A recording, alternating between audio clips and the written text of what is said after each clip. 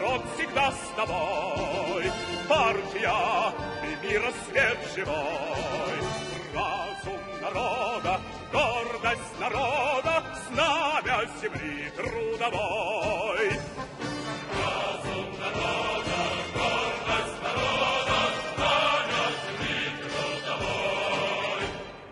Родина наша, слава столетий, клятвой великой клянемся тебе. Мир от войны отстоять на планете, партия нас окрыляет в борьбе. Партия, народ всегда с тобой. Партия, и мира свет живой. Разум народа, гордость народа, знамя земли трудовой. Разум народа, гордость народа, знамя земли трудовой.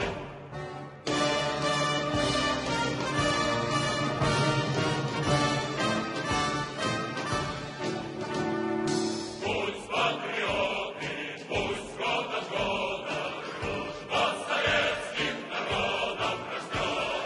Свято мы любим отчизну свободы, партия нас к коммунизму ведет. Партия, народ всегда с тобой. Партия, ты мира свет живой. Разум народа, гордость народа, знамя земли трудовой. Партия, народ всегда с тобой. Партия, ты мира свет живой. Разум народа, гордость народа, знамя земли трудовой.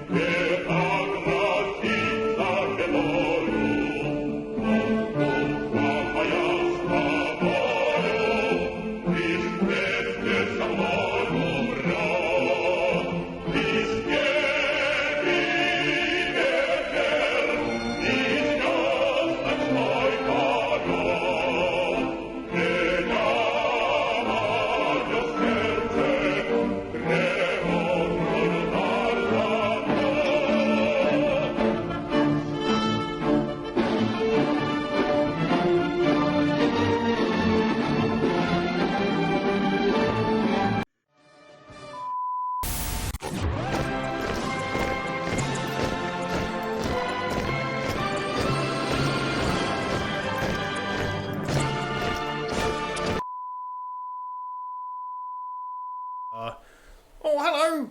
Oh, hello, Duncan.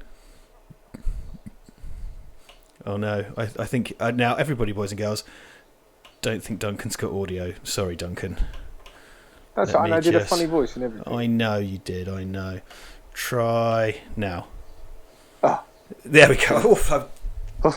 Awfully sorry, Duncan. I robbed you of your voice. Sorry. I robbed him of his voice. That's all I have. That's all he has. Ian McGar once again provided our overlay. Oh shit, Duncan, you haven't even seen the overlay. You would have to go to the. If you go to the. Oh, you go now. It's cool, isn't it? It's very cool. VVB Dredd badge and everything.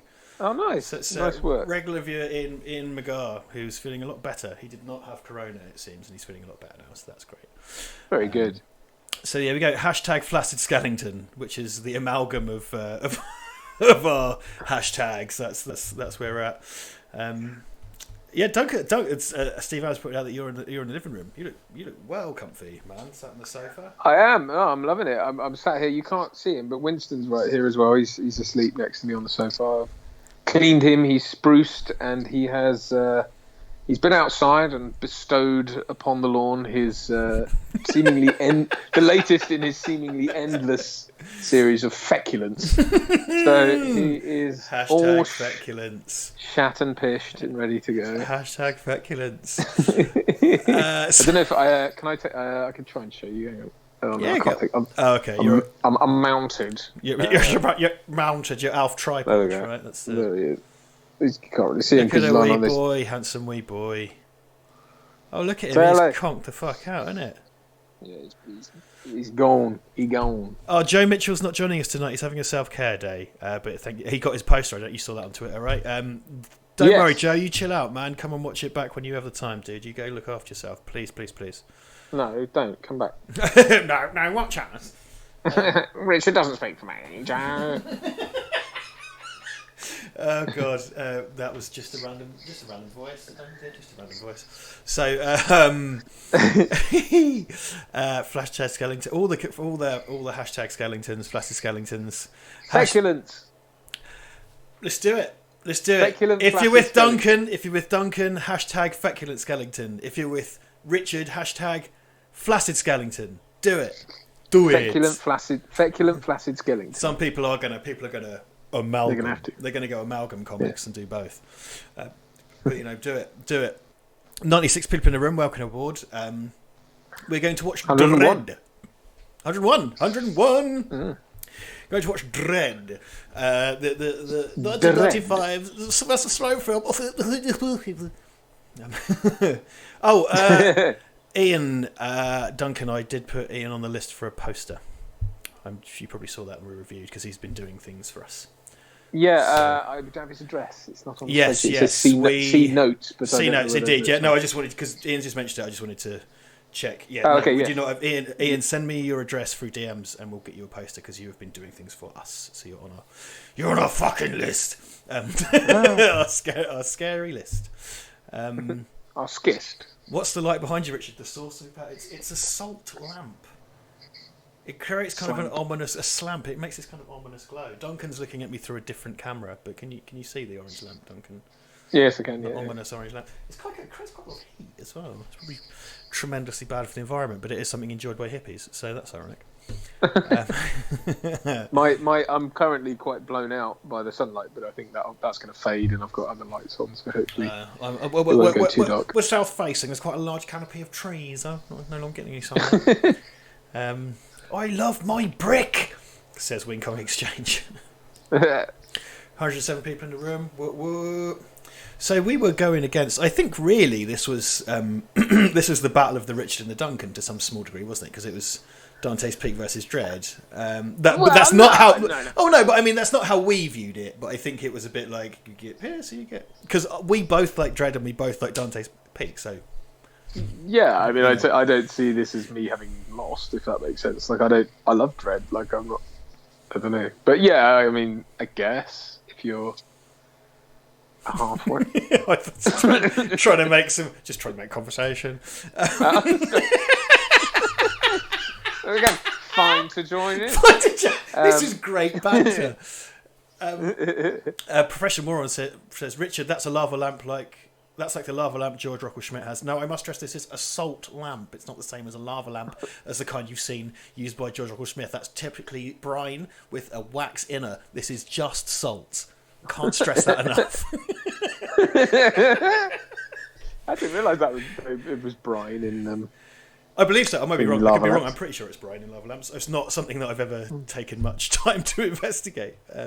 I used to have one when I was younger. Yeah, me too. Because remember they sort of came back, didn't they? And it was the coolest shit to have one. And then I think they just became landfill again. I ripped my copy.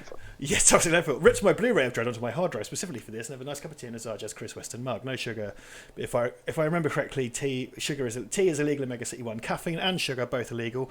We are reporting you to the police for committing a technical act of piracy. TM2YC. There's a loophole in British law in which it's counted as a backup. Is that illegal in Mega City 1 then? Caffeine's illegal and sugar is illegal. Yeah. Ugh. So there's one cool story by Ian Gibson when he was doing lovely kind of airbrushy paint work, and the judges round up. They're rounding up this black substance, and the punchline of the whole.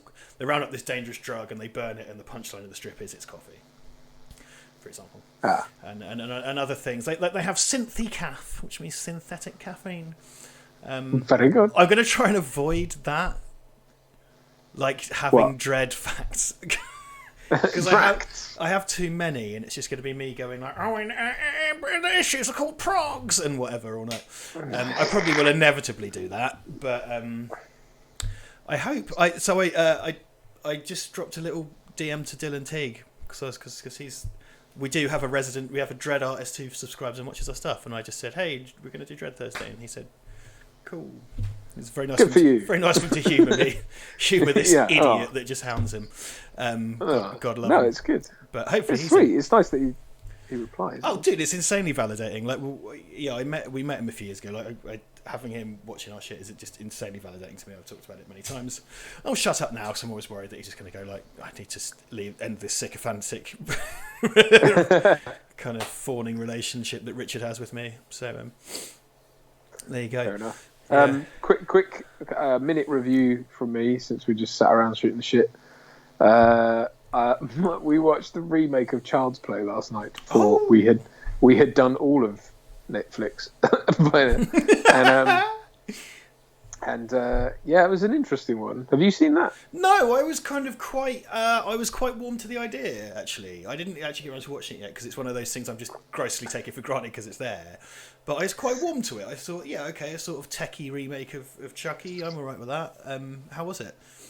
It's not good, but I will give it this, that it lays out its stall quite early on. Like, there's bits where you've got kids watching Texas Chainsaw Massacre 2 and it sort of sets out its stall as being like, look, this is all plastic, silly gore.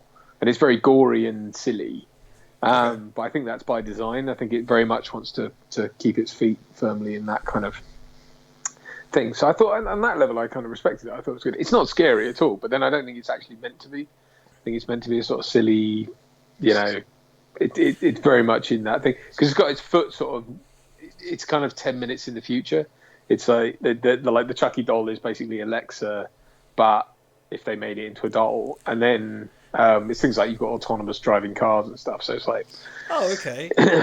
so it's not quite based in now. It's just got this sort of otherworldly feel to it. Well, I'm a proponent of remaking things if you've got a new take. Yeah. And that's because I know the guy who created Chuck, I can't remember his name, but he's sort of like, he's turned Chuck into a whole industry and he's been doing Child's Play for years and years. I think they're going to do a TV series or something set in the the main Chucky continuity, so it's not like that's been buried or anything. It's interesting. I mean, it's one of those things. I think the inherent problem with making it a bit of tech instead of what it's like a possessed doll in the first one, isn't it? It's just like, the problem with that is it's like a broken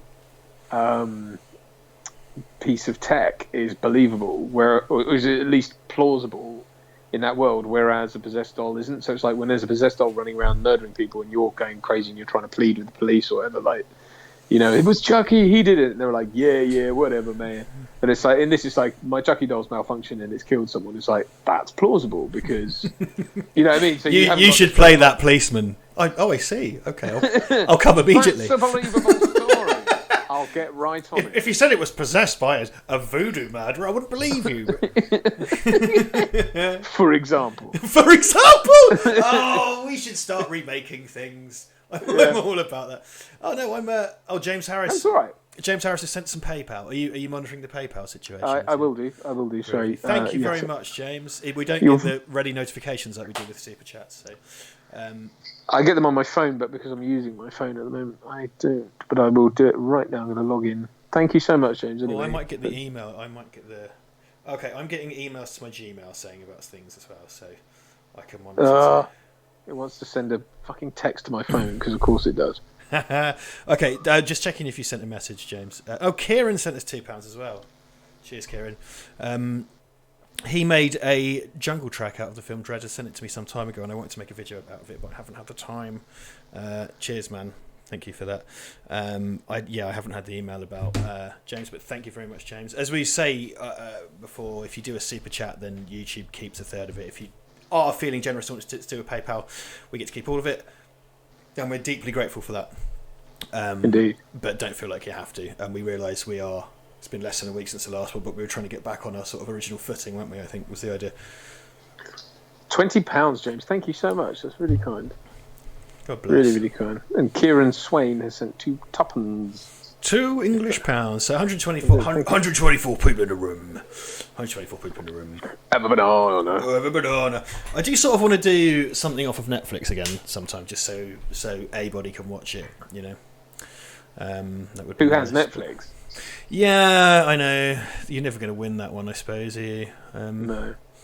In that not everybody has the same. Oh, well, I suppose also we should probably have a think about doing a Disney Plus as well, I suppose. In fact, if you are able to tell us as a straw poll of how many of you do have Disney Plus to be able to watch, that'd be interesting. Yes, we could do. What's it called? Rise of Skywalker. Rise of Last Awakens. That's the Something one. like that. Nicky's here, Worms T17. Hey man, welcome. Don't worry, Dijon Carmen. Don't worry, we're very grateful for the £2. Don't worry about having to send more or not. We don't expect it. Oh, buddy, no, God, no. Yeah, Please, yeah. Look, guys, you don't have to send anything on this, but it's incredibly sweet, and we're really, really, really super grateful. It does help us out, especially right now. But please don't feel like you have to give anything. Your presence is sucker enough. Oh, James Harris says he sent some questions in the PayPal. All right, hang on. Hold on, James. That's going a bit far, James. Sorry, I'm looking. That's incoming. Okay, I'm gonna ask these in reverse order, down the barrel. Richard, how was your experience doing work in the US, and what did you personally take away from it? That means steal. The hotel that the notorious cheapskate Gary Smart booked was so cheap. I stole some soap. That's about it. What did I take away? No, it was fun. It was great. It was really, really interesting. It was a very intense schedule of work. for not a lot of money. We were all in it for the passion, you know. It wasn't something we paid. It's crowdfunded, so it all went back into the project. So we were just getting fed and clothed, fed and bedded. Never been to LA before, so that was a new experience. That was great. Got to, you know, I can go to my grave saying I've made a movie in Hollywood, even if it was in my own cheap shit way. So yeah, I don't know. It was really interesting. It was a great experience, and I got to work with like a bunch of we interviewed a bunch of like legends, you know, and I get to say I've done all that, so that was amazing. I also got a rotten case of the shits from eating a Cheetos KFC, which was not very nice. Well, the food was, but the shits weren't. And also, I'm continuing to watch Prison Break, and I noticed that one of the episodes is directed by Dwight Little, who's somebody who directed Robert Englund, and I have interviewed or lensed. So that's nice. It's nice when that happens. So yeah, name dropping. Go on. What was your question? My question is to Duncan. Have you ever had an audition for a role and completely forgot your lines on the spot? And if so, how did you handle that? I honestly, hand on heart, can say no, I haven't. Fucking pro. He is. That's never happened. There's been sort of mistakes that that happens anyway, you know, anytime. But no, I've never forgotten my lines in an audition or on set. I don't think. Oh, there was probably times on Erica where I was like, "What are we doing?" At like 5 minutes. Yeah, well, that's because didn't you have to do like a gazillion versions of, yeah. But no, so it hasn't happened. If it did happen, the protocol really is to ad lib. You know, you should at least. I mean, you should be off book. That's always the thing with auditions, which sometimes is very difficult because you won't have much time to prepare for it. But nevertheless, you have to put the work in, be off book, and then there are things like there are certain auditions. Like for some reason, EastEnders don't give you the audition sides ahead of time, so you have to turn up and get them from the security gate, which is weird. That's all because there's whole magazines and websites and stuff about spoiling EastEnders, aren't there? Like I suppose it's probably because of that. I guess, but you get that with like films as well. Like when I've done auditions for stuff that's like was the same sort of thing. Emmerdale, for example, sent me the scripts ahead of time, so it's just an EastEnders thing. Sure, yeah, they've probably just got a big idea. I mean, people do, you know, there's a whole industry, isn't it? But I suppose they've got big ideas about who wants to spoil their show, I guess. Because it is, again, it's something that, you know, there is whole websites and stuff. I can't remember who it was that told me they were on someone I work with. I think it might have been my friend, who I shan't name for her dignity, who was kind of like, she didn't like it, but she watched it and she just spiraled so bad she ended up going, like, signing up to a forum and just reading all the spoilers and stuff, which is just like, oh. Yeah, okay. Well, yeah, anyway, but, so yeah, with that, you don't really get the time to learn it, but then they don't expect you to. So no, never happened. But it may do, yeah. I've had times where, like, I remember at one of my Emmerdale auditions, I started coughing. You know when you get a bit of phlegm or whatever that goes down the wrong hole in the middle of something. And I was like, and I started coughing, and then we had to stop and start again. But they gave me the job. So I was going to say, yeah, did you get it? That's the main thing, isn't it? I did. So it was all good. And they had the lovely Faye Styring, who's the casting director, was there, and Tim O'Mara was the director. He's a lovely guy. So, you know, fine, you know, there is... He did it as Pierce. It's that weird episode where there's... What was it, a chocolate factory guy? Yeah, like sweets factory. Well, like he's a business guy. He's played by Pierce Brosnan. In the body of someone else. A less attractive. Oh, no, Duncan, don't say that. Well, far more attractive than Pierce Brosnan. That's not true. It is true. I would. I'm saying that now that we're not allowed to see each other, and then when I do see you, it's going to get really awkward. So touching tips. Touching tip.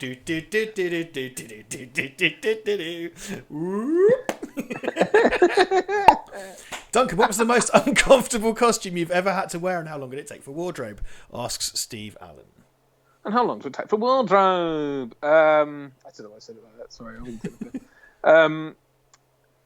Probably Snow White and the Huntsman. That was one of the costumes they put us in was horrendous. It took hours to put on.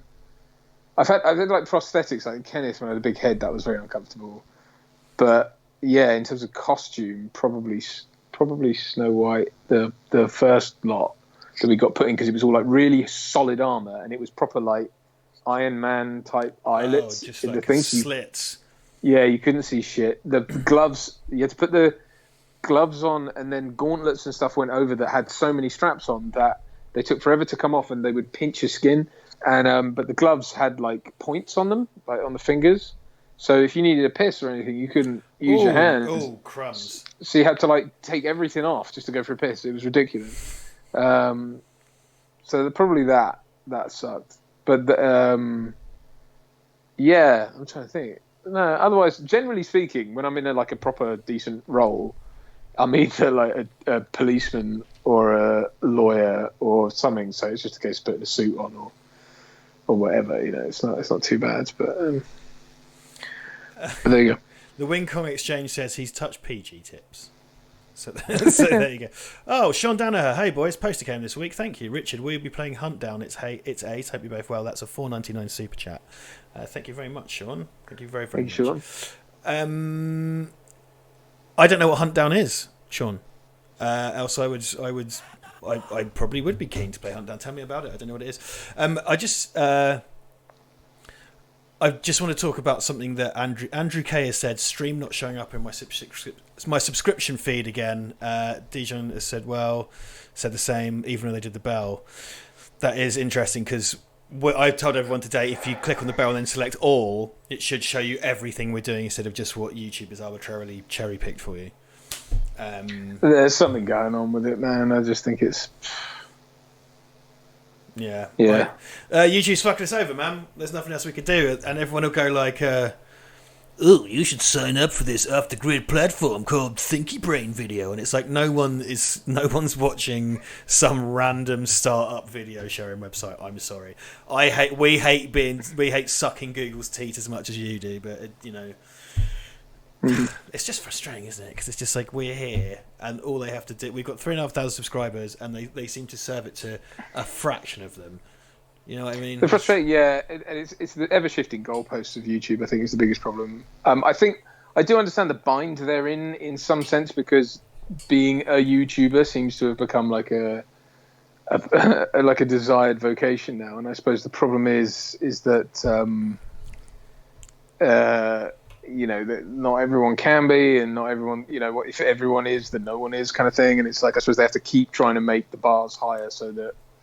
But it is frustrating because you start trying to play by their rules and you start like getting somewhere and then they shift them again, and it's like, I mean, luckily we don't really care. I think we want as many of you in the room as possible, obviously, but I think it's a case of like I'm not like I want to do makeup tutorials and stuff for the rest of my life or whatever. Like I'm just. Ian has said, "Can you stream to Twitch at the same time?" And yeah, there are various ways to stream to different platforms. I'm not against, in theory, stream. I don't like dividing the audience. Firstly, it's difficult to divide. I don't want to divide things up between platforms if I can avoid it. If we did go to Twitch, I don't think Twitch throttles things in quite the same way. We're not monetized yet on Twitch, but we are quite close from my run of doing stuff on Twitch back in the day. So if we did push more on Twitch, we would get monetized. But then we're dividing our audience, which is troublesome, and we're not the usual Twitch fare because we're not really gaming stuff. Not that that's the only thing on Twitch. But sometimes, because if I go on Twitch, because a bunch of people subscribe, I think we got a fair few. When I was just doing gaming stuff, we got a fair few subscribers. And I experimented with just running old episodes of It Ain't Broke on Twitch for a day whilst they went out and stuff like that to see what happened. And people would check in and see the notifications. So it's cool. Yeah, I don't know. I wonder about Twitch. That's the one where I'd be kind of interested in maybe dual streaming to Twitch. It's taxing on your broadband and stuff, and there are different services you can use for that. But I kind of wonder. We're closing in on the time when it's time to watch the film. If you have a copy of Dredd, Duncan and I have agreed that we're going to go to 14 seconds to the Reliance Entertainment logo. I don't think I can do that. Can I do that on here? I don't know. I'll try. Yeah, I'll do. We'll just... What we I'm not going to be like 8:30. Just press play, you prick. If you can get it there by the Reliance Entertainment logo. Yeah, it's about 14 seconds. It's right at the start of mine. Oh, is it? Oh, there you go. Then. Just go straight into the Reliance logo. I'm just going to get another beer while you do that. Well, I'm glad we decided on the Reliance logo. So yeah, Duncan's doesn't have the Entertainment in Film logo, which is interesting because my Blu-ray does, unless they're reversied. But we're going to have those ready for you soon. Dredd's not a very long film. 1 hour 34, I think. A tightly wound 1 hour 34. So, there's going to be a longer post-amble. Going to be more farting around afterwards tonight, so that's good. So, yeah, if you do have Dredd, get it queued up. It's like £2.50 on Google to rent and £2.50 on Prime to rent. I'm renting a copy tonight because obviously I own it, and my Blu-ray is at my house. I'm not at my house. I'm at my girlfriend's house. So the rental version has the entertainment in film logo first. So get yourself there. We're going to do it in a couple of minutes. Duncan's getting his beer. Duncan's getting his beer. Wait for this. Watch this. And that's why I've got the biggest cock out of the two of us. We compared them. A barrel. A barrel. It's about the same circumference as a barrel. I'm going to get a Guinness from the fridge, put it on the slate. Boys and girls and boys. Or probably girl and boy, since our audience does skew male. Hello. Is Duncan playing Dredd on Blu-ray, DVD? I am playing it on Blu-ray. Obviously, in the 2D version, for 3D is shanked.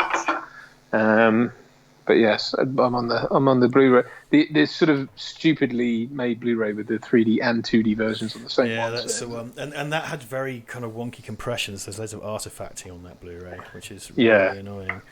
Really annoying. But Barrel. Go back 10 seconds. Yeah, so I'm on the Reliance Lego. I mean, one thing I've noticed increasingly is that we don't have to be terribly in sync, do we? David Bobson, who's... I assume that's short for Robertson. David Bobson is going to stare at the wall. At least biro yourself a picture of Judge Dredd and stare at that. You must have that A to Z of Judge Dredd. Everyone had that growing up. Oh, dude, yeah. That's so. I often regard that because it's on the shelf next to my bed. Shockingly, and that was very comprehensive up to 1995, which was only about 18 years in. And now we're 40 years in, so it's 22 years obsolete. It's very, very comprehensive, up to a point. But now not very comprehensive at all. I always kind of secretly wish they'd update that, but the people who put it together are just probably sitting looking at that going like, no, that's another 22 years. That took us 18 years. yeah, exactly. It took us 18 years. Right, we've actually gone over to 8:31. We're behind schedule for the first time ever. Oh my god. Barrel. Right, if everyone's ready, let's just fart about for a minute. Just make sure everyone is on, then I'll do a 57-second countdown. Richard's arbitrary numbers. I do love an arbitrary number. I do love an arbitrary number. People keep asking, Worms keeps asking how much of 2000 AD you thought you knew before you met Richard Lawgiver Jackson. You were a Dredd fan growing up, weren't you, as well? I loved it, but I mean, I mainly like the film and the kind of... I read bits of the comics. Like, I wasn't like as strict an adherent as you were, but I did I dabbled, Yeah, whereas I think this is, of all pop culture things, as I've made clear before, this is the one that I was and am most obsessed with, and this is the one I have the crazy amount... Above all things, this is the thing I know too much about. And don't mention to potential romantic interest until it's too late. Until you have ensnared them. Yeah. Well, I told my girlfriend I was doing this tonight, and she was like, "Oh, well, that's nice for you," which is fair enough. Right. So, are you ready for the Reliance Lego? All right, everybody. So we're going to go. I'm going to say 15 seconds. I think that's fine. No. 13. Oh, lucky 13. 13. 12. 11, 10, 9, 8, 7, 6, 5, 4, 3, 2, 1, play. Playing. Yay, Dredd! Yeah. As I've told my story before, I took a day of annual leave. Me and Ivan both took a day of annual leave to go watch this, and then I took my brothers to the show again at midnight the same day. So twice on the opening day, then I watched it 3 more times in the theatrical run. So I was responsible for most of the box office take. I didn't see it in the cinema, mainly because I was on a massive anti 3D rant at the time. Understandable. And I was just like, when they show it in 2D, I'll go and see it. And it was called like Dredd 3D, wasn't it? It was like, yeah, it was. Yeah, there is a reason for that. It's when they, because I think the thing to remember it's filmed in South Africa, so it's in Johannesburg and Cape Town were the main places. It's essentially a British action sci-fi film. It's made by DNA Films.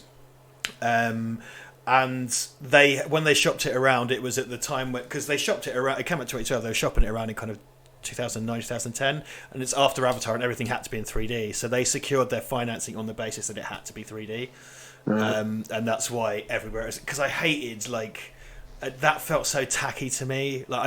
Now it's Dredd, which is fine. It's just Dredd. But I hated that it was Dredd 3D. It just felt so whorish, and it's not their fault. And actually, the wonderful cinematographer Anthony Dodd Mantle, who shot this film 28 Days Later and all of Danny Boyle's stuff and a bunch of other stuff, he did really interesting, innovative things with the 3D format, because he was like, well, we have to do this, so I'm going to do it. So they did loads of handheld stuff that hadn't been done before, and it uses it in an interesting way. There are, by the way, Dredd fan here, there are an absolute fuck ton of Easter eggs in every single one of these shots, and I'm not going to do that. We're not doing that. Oh, okay. If we do a commentary, fine, but for a watch party, but they reference loads of characters, loads of bits of technology, loads of weapons in all of those on-screen bits there, and virtually every time there's a screenshot with text, it references judges from the comics and situations and places and stuff. So text. I'm not going to do that. I don't want to grind everything to a halt to go well, that's a reference to Prog 374. Oh, whatever. So, yeah. Yes, please don't. So yeah, I saw this. I remember because I bought the Blu-ray and because I really wanted to see it, and obviously loved it. I don't know if it was the first time I watched it, but it was certainly one of the earlier times I watched it. I took it around my best mate Jimmy's, and he had a big 3D TV. So we were like, Battle, let's put it on. Battle? Why? That's the most arbitrary one ever. Battle. So he said, even I'm like, dude. Yeah, I know. Get that in there. Sorry. So we watched it. We tried to watch it in 3D, and the glasses didn't sync with the TV, and I think it started working, then stopped working and stuff. So we just switched off and watched it in 2D. And I think that was the only time he really used the 3D thing on his TV, and then just didn't bother afterwards. Well, they did. There's really innovative use of 3D in it, and they were using handheld rigs. Anthony Dodd Mantle got them to put together a handheld rig that he used for it and stuff. So certain shots, they used that to augment the slow-mo scenes, have all the particles flying through the air and stuff like that. Right. There was a version when the lad gets shot in the cheek and it all blows out. There was a version where the blood went over the matte box. Oh wow! Okay. And I saw that before it came out, but I don't think he did that in the cinema, and it certainly isn't on the home releases. But it was just it at least tried to do something innovative with that instead of just being hamstrung by it, which I always really liked. Yeah, absolutely. Yeah. I mean, it's it doesn't. I mean, what is great is that you don't have to watch it in 3D for it to still be great and still be visually great as well. It's it doesn't require it. What do you think? One thing I was thinking about this today. I think between this and the Stallone version, actually, there is the sort of perfect film for Dredd in a weird way. I agree. Yeah, I agree. I think. Sorry, Scarro85 just gave £2. Cheers, mate. That's really kind of you. Cheers, mate. That's cheers, really mate. kind. Said Carl Urban. Hello. Judge. Cheers, mate. I'm gonna shoot you in the dick. You all fucking did. I'm gonna shoot your dick off. 20 years, mate. 20 fucking years. He didn't say anything. But yeah, I think what lets this down is the slight. I don't know whose note it was or why they did it, but this desire to be realistic with some of this it's stuff. It's the money. Yeah, it's got to be like this sort of Dark Knight look to the costume. You can't make the comics Dredd on £35 million. You can't. So, no. And me too, because the thing is, you've got Judge Dredd, and I actually really love the costume. We can get into that if you want, because I'll talk about that shit all day. But he's walking around a world full of people with modern guns and modern clothes.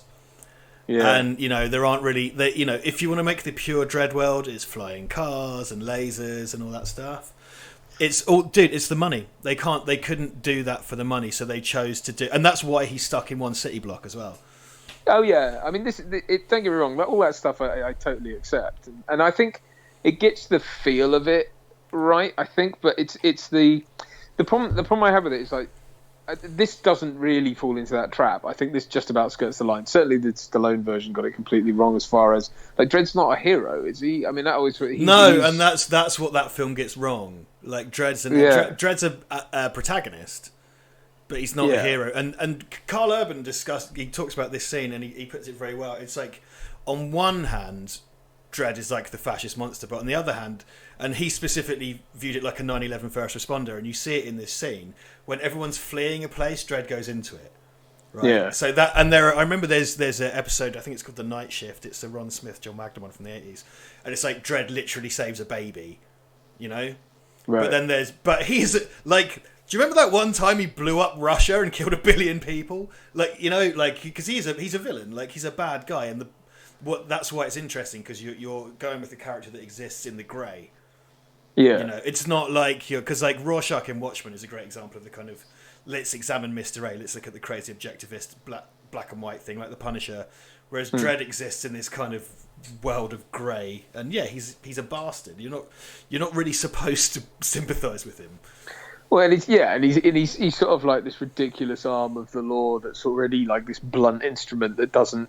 It's like completely non-rehabilitative.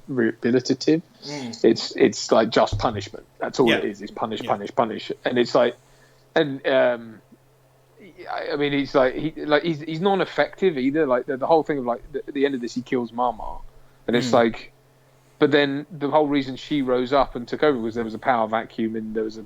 They do take out the slow-mo production though as well. All of the slow-mo movies when it comes to peach trees. But yeah, I'm only saying that because it's just fact. Like, it's still basically meaningless. No, but I think it's supposed to be like that. I think that's the whole point, is that at the end of the day. But you can't amp that stuff up in this world because we're still going for biker leathers and slight realism, which I know is a product of the budget. And I don't mean to throw too much at it because I do think that they generally get the feel of the world right, like the homeless guy getting crushed by the thing. And, you know, look at all there's a cleanup crew going around just like mopping up dead bodies and stuff. You know, it's like that's pretty. I would say, in actual fact, because this world is harsher than the comics world. Okay. Like it seems harder edge and a bit nastier. So like there were reshoots in this. So Lena Headey at the end is 100,000,000% wearing a wig when Dredd, like, because I think in the original script, because I said this before, the script to this leaked, and I didn't want to read it for spoilers. But then I was like, you know what, I have to read this because I needed to make a decision as to whether or not I was going to get invested in this. And if I was going to, and it was by Alex Garland, so I wasn't too worried. But it's like if I read this script and I hate this script, I know to get off now. Because if I don't read it, I'm going to obsess about it. Because it leaked a good 2 years before or something. So I read it and I approved. But there are things like, so originally he just chucked her off the roof for no reason. And it's a bit like, okay, but now it's the kind of the bomb is linked to the thing on her wrist or whatever, which if you watch it, it feels well tacked on because it is. But he just chucked her off, and I always felt a bit like, that just feels, I don't know, not quite right. And also at the beginning, instead of the hot shot thing, he shoots through an innocent woman to get the other guy. Okay. Like knowing it's not going to hurt her, which is kind of like a one-note joke from like 80s Dredd, but it's not really what Dredd is like now. Christ, I'm fucking going on, ain't I? Jesus. No, it's all right. It's all good. It's really good. Someone asked, what did Floyd... Okay, Floyd Dillon, I think, said something. Oh, yeah, I'm glad Zack Snyder didn't get his hands on this. But... But before you continue, this better be fucking good. Well, I mean, isn't the accusation that's lobbed at him that he's tried to make an objectivist version of Superman and that's why it was wrong? It's like, wouldn't his take on things... No. Because the point is, like... Because that's the problem with him. I think his objectivist take is far too literalist, and Dredd is satirical. There is very little satire in this, but it's satiric and wry, and I don't think he has the chops for that. I think that would actually be, isn't future fascist cop man awesome? Instead of like, wait a minute, this ain't good. I suppose that, I mean, yeah, that's the bit that's missing from Watchmen, isn't it? Is the sort of subtext. And, you know, maybe like I will always defend Zack Snyder as a visualist. Yeah, you know. I do think if there was a job that existed that was basically DP and set designer or whatever, but nothing else, then I think he'd be perfect. But yeah, DP set designer brackets don't talk to the actors. Basically, yeah, you don't talk to the actors. It's a shame. I love Carl Urban as a performer, and Olivia is it Thirlby? He's fantastic in this as well. They all are, but I just don't know if Carl Urban looks like Dredd to me. I can't. I would. My take on it is that, like, so there's a guy called Cliff Robinson, and Dylan Teague does stuff with Cliff Robinson, and he colours Cliff's stuff a lot because Cliff Robinson does loads of covers, doesn't do as much strip work as he used to.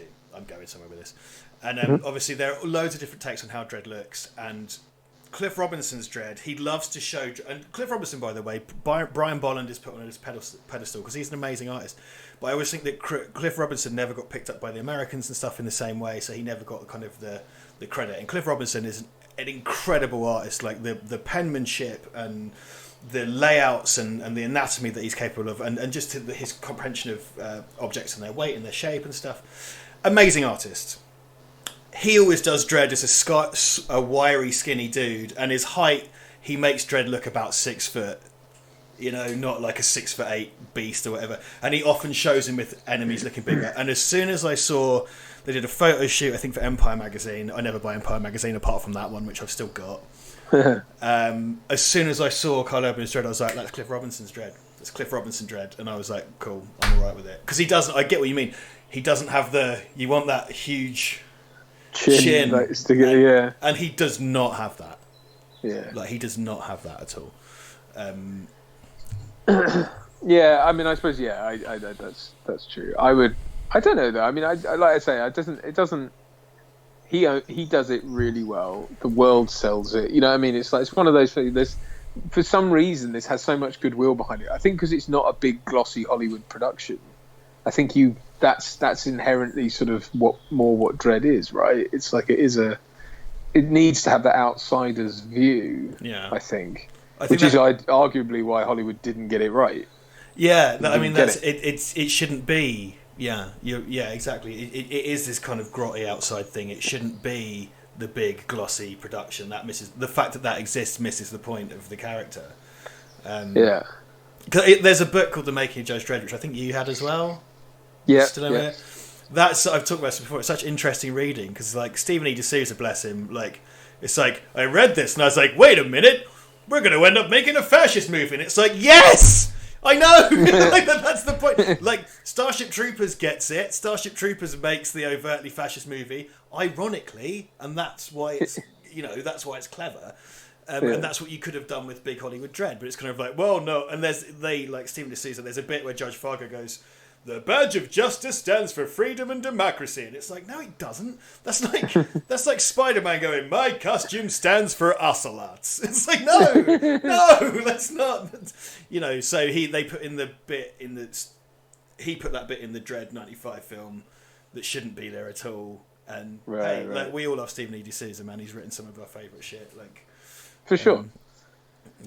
I never hold that against him. I've realised that this film makes me a bit animated and ranty and passionate, and I probably should. That's all right. That's a good thing. Dial it back a little bit.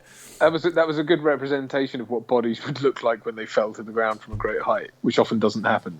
Yes. In cinema.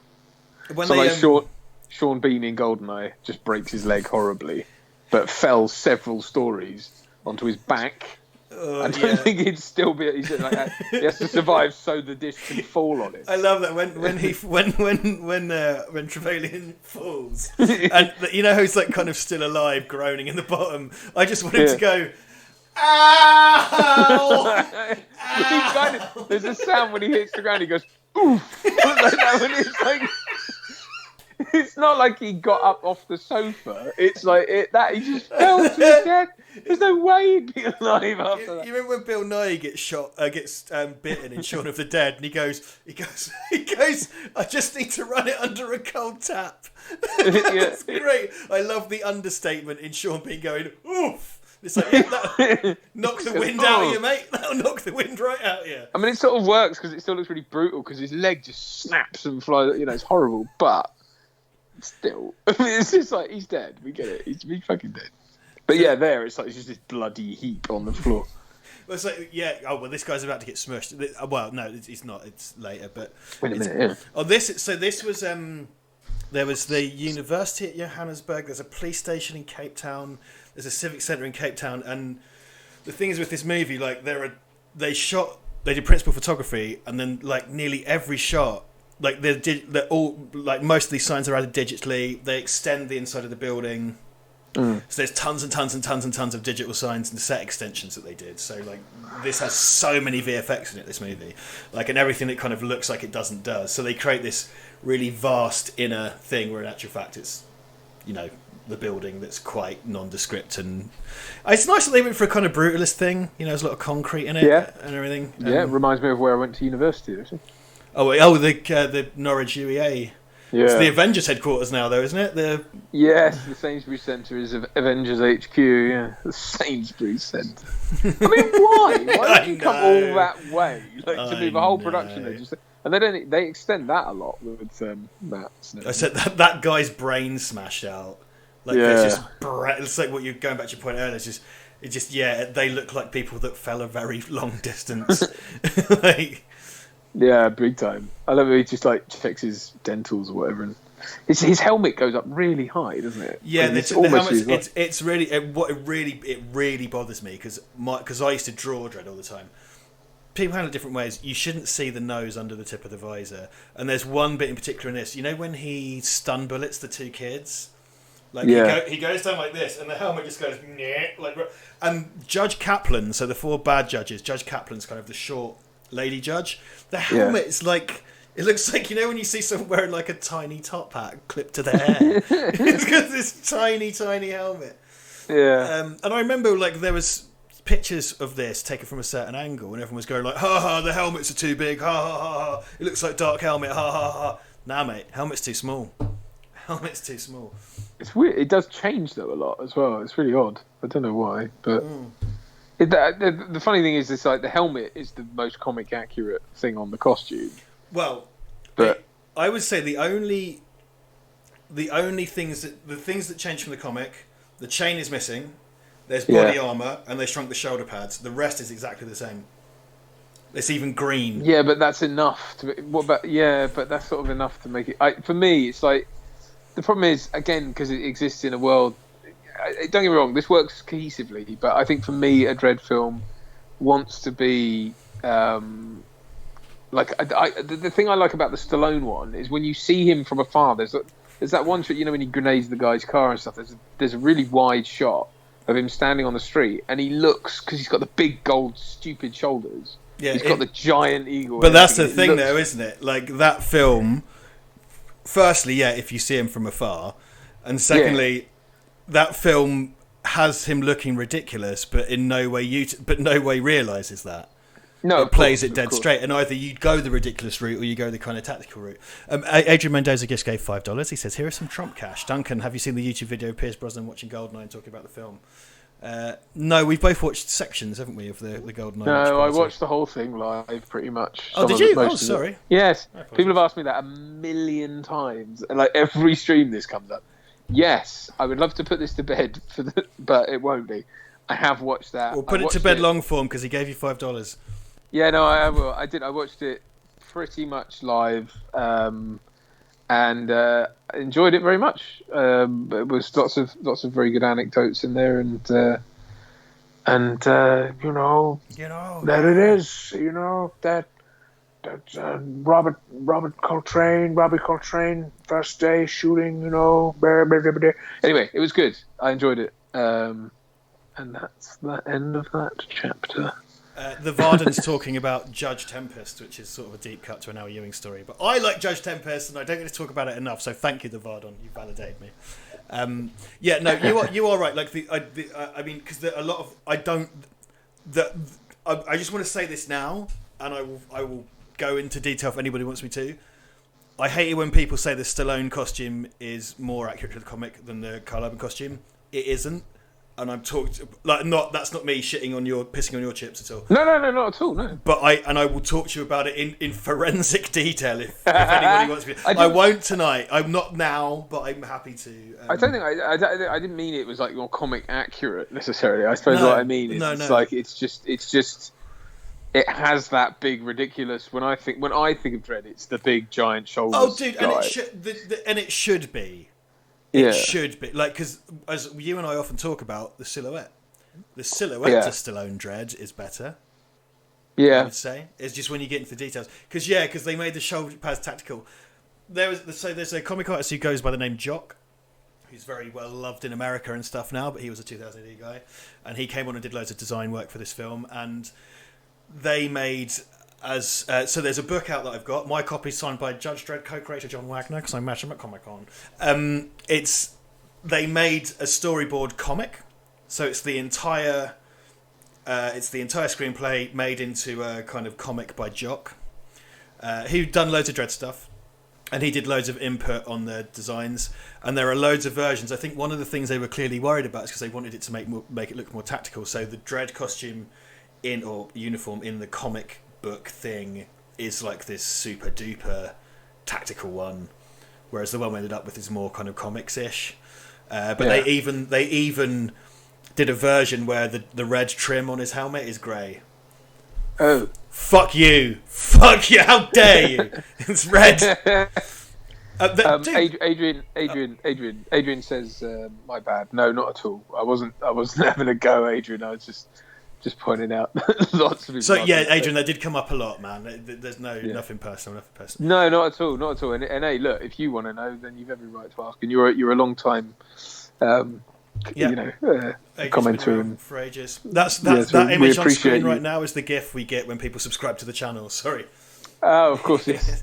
The big floppy bellies and stuff in this, they used high pressure air cannons and actually shot them into. So that, like, the wobbly bellies and stuff, it's augmented a little with CG, I think, but it is actually air being shot into someone's gut, and then they film it at, like, God, it must be God knows how many frames per second. Super high frame rate. It's good, yeah. It's cool. It's a thing.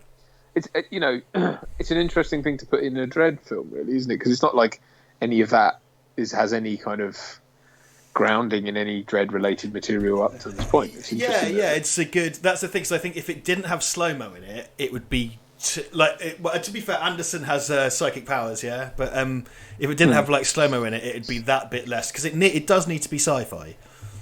Yeah, and it's kind of like, well, it's set after a nuclear war, doesn't necessarily make it sci-fi, because the Judge Dredd comics we talked about are crazy, but it's just another sci-fi thing, isn't it? It needs to have a wacky hook, and this does feel like the average story you'd find in.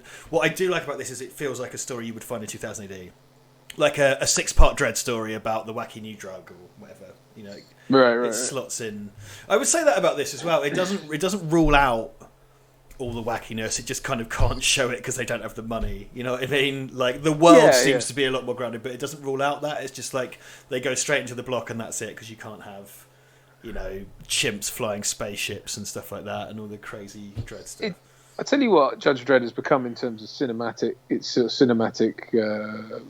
What do we call it? Cinematic bookends, if you like. It's sort of it really has represented the perennial problem with it. It's like there's no problem with the character and there's no problem with the story. It's a great story, a great world that really wants to be realised. But when you hand it off to the big Hollywood machine, it doesn't work, because as soon as you start, in a large way, that's what it's sort of that's what it's a reaction against.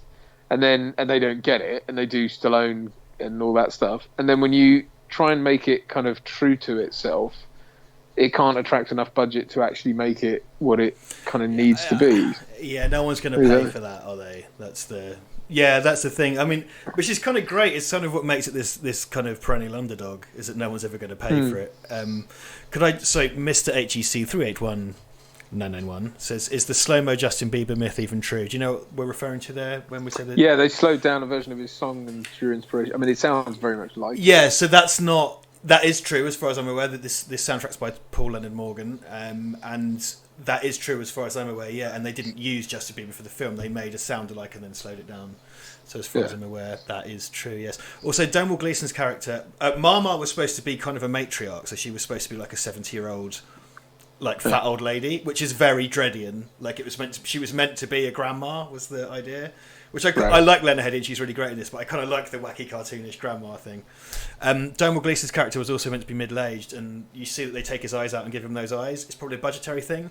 They were supposed to be kind of mechanised chameleon eyes that looks. Okay. So annoyingly, a lot of the kind of sci-fi stuff came out. Probably budgetary again, but he was going to have the kind of... The idea was he was supposed to have to look at multiple screens at once with his crazy chameleon eyes. Oh, okay. Yeah, that would have been cool. Ian McGar's dad told me... Ian McGar, this is from Ian McGar. My dad told me to tell you the 95 Dredd is better than this. My dad tells your dad that your dad's going to jail. Well, I remember with the 95 Dredd one, and my dad is listening, by the way, so shout out to my dad. Mr. Philip Casey just put £10 in the PayPal. Oh, did he? Dad, stop it. Stop it. But that is a film that Dad and I used to watch, actually, in our sort of rotation of Stallone Schwarzenegger films. I remember we did watch Judge Dredd a bit. Sorry, Richard. But No, please. So, yeah. But, I mean, again, it just fell into that. It was another Demolition Man, really. It wasn't... And it's not as good as Demolition Man. I think that's the annoying... Well, that's the... Yeah, that's true. That is true. I mean, the funny thing is, all these things that Dredd has inspired, like RoboCop and Demolition Man, are in cinema tend to be better than the actual Judge Dredd. I think it's just Demolition Man, because people often say like, well, Demolition Man's a better Dredd film than Dredd, and it isn't, because the concept is really different. Because the Dredd world is not nice, firstly, but the tone and the humour is tonally it's a better Dredd film. I will say this is the main thing about this, and I often talk about, it's the budget and stuff that is why it's certain ways.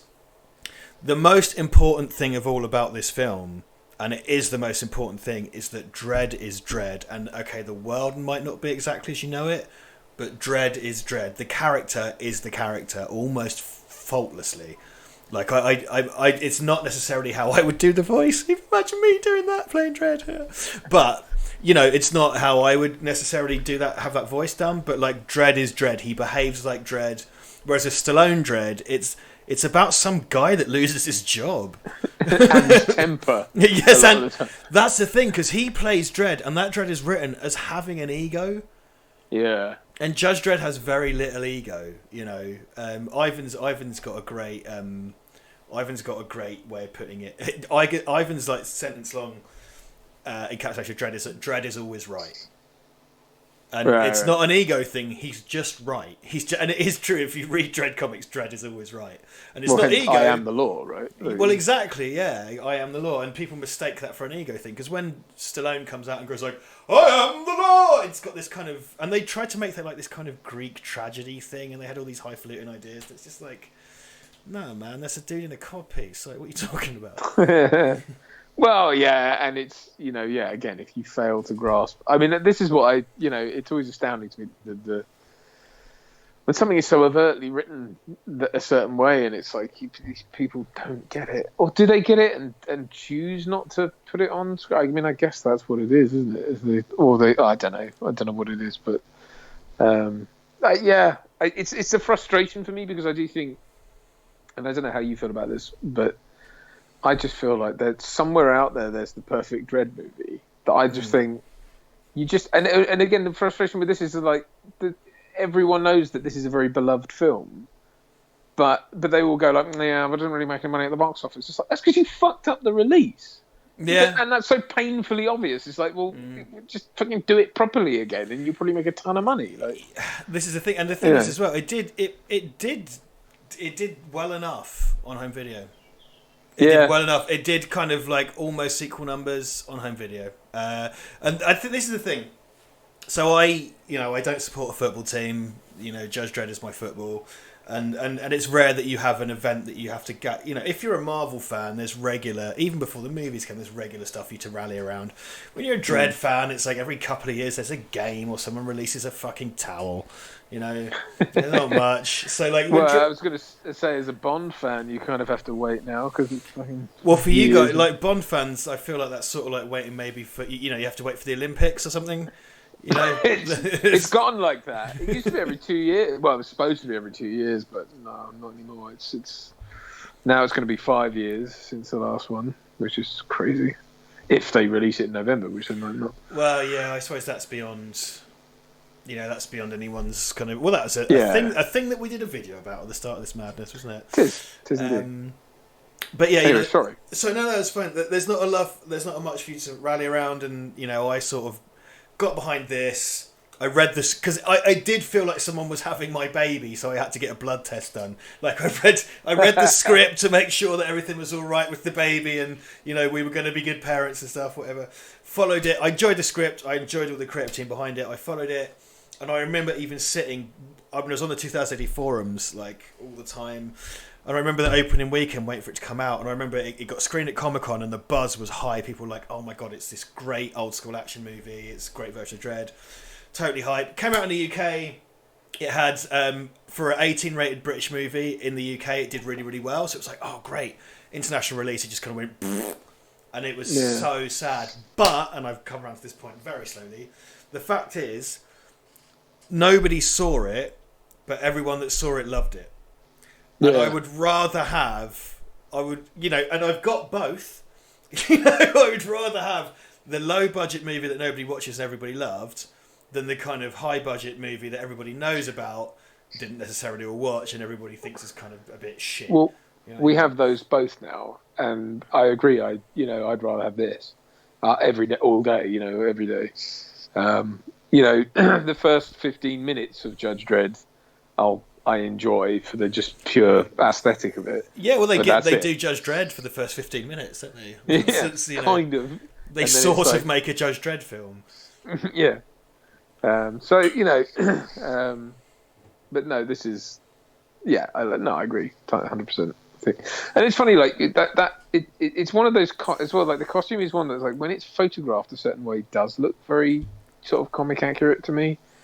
Like when he was coming up the stairs in all that smoke as well earlier, it's like actually it did look quite. There are bits of this that still make my hair stand on end. Like there's little shots in it. I'm just kind of like, oh my god.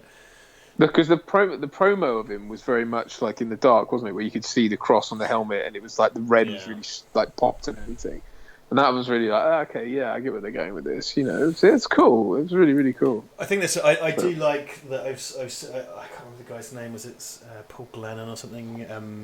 No, that's not right. That's one of our viewers. Oh man, one of the designers for one of the fabricators for the costumes was just saying online, just you don't fuck with the helmet. Yeah, don't fuck with the helmet. Like I get, it's what they've done. Again, from the neck down, they've added body armor, they've shrunk the shoulder pads, they've taken away the chain, but everything else is the same. And Dredd is supposed to be very much like I read that in the Making a Judge Dredd book. It's like, well, superheroes wear spandex, so a superhero like Judge Dredd needs to wear spandex. It's like, and don't even get me started on that fucking description. Whereas Dredd's supposed to be a motorcycle cop. Like Carlos Escara just designed him as a motorcycle cop, so he's supposed to be in leathers and stuff. He's gone through various iterations in the comics, but like he should be. I mean, because I find it really funny that Men's Health did the great Patrick Goddard, who's another kind of modern Dredd artist.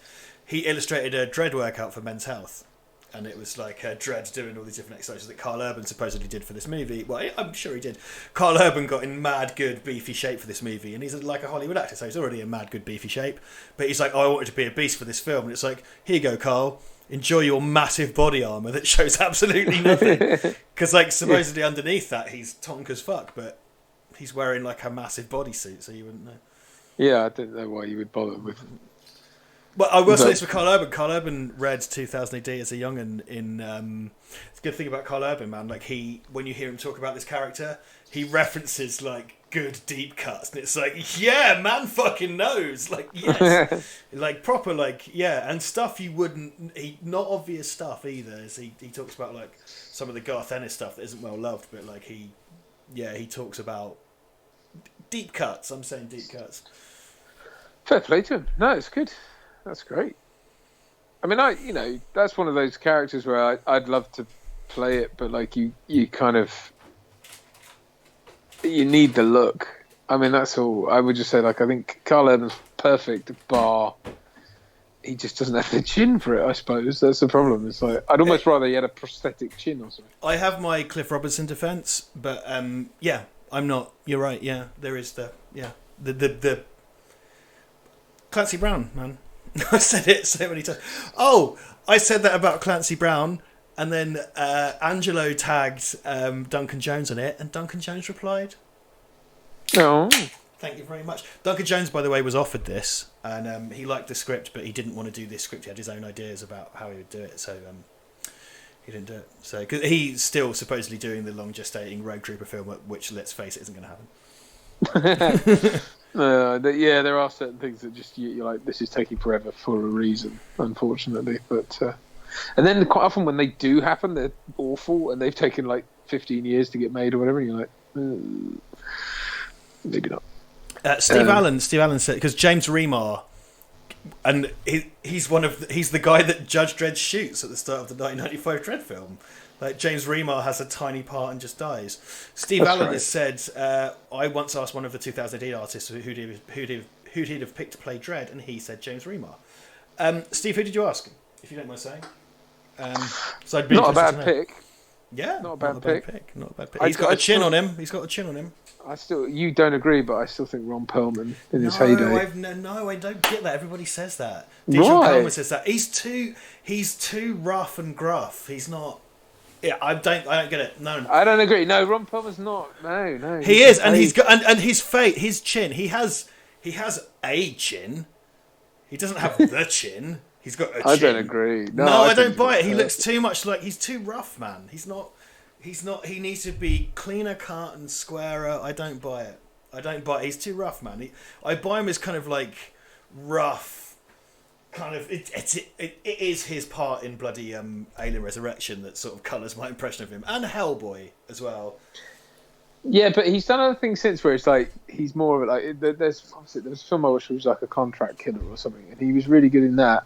I mean, I think of it. I mean, kind of in his sort of Hellboy days, but more like how he plays other parts. It's hard to. But I think he could do it. He's got that. He's got the perfect like chin and mouth and stuff for it. But in my head, Floyd Dillon says Dolph Lundgren. Now, Dolph Lundgren. No. Dolph Lundgren's body was someone else's mind. Is how I would cast. If I had Carl Urban's mind in Dolph Lundgren, because Dolph Lundgren's chin and stuff, and Dolph Lundgren's stature, great. I just don't think he has the chops as an actor. I think he has the look. I mean, in the way, and the thing is that exists in real life is Dolph Lundgren as He-Man. It's like, well, sure, he looks enough like He-Man, but they had him like reading phonetic line boards off camera and stuff. He just couldn't. And I love Dolph, I really do, but I just don't think he's got the chops for it. No, I mean, I would agree. Unfortunately, I don't think that's right.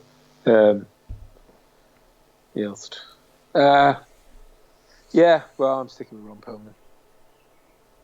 What are you going to do? What are you going to do? I'm going to come over there and get you. Come at me, brah. The Vardon says Bruce Campbell for the chin. Bruce Campbell does have a magnificent chin. I sort of, again, Bruce Campbell, too silly. He's got the look, but I think too silly.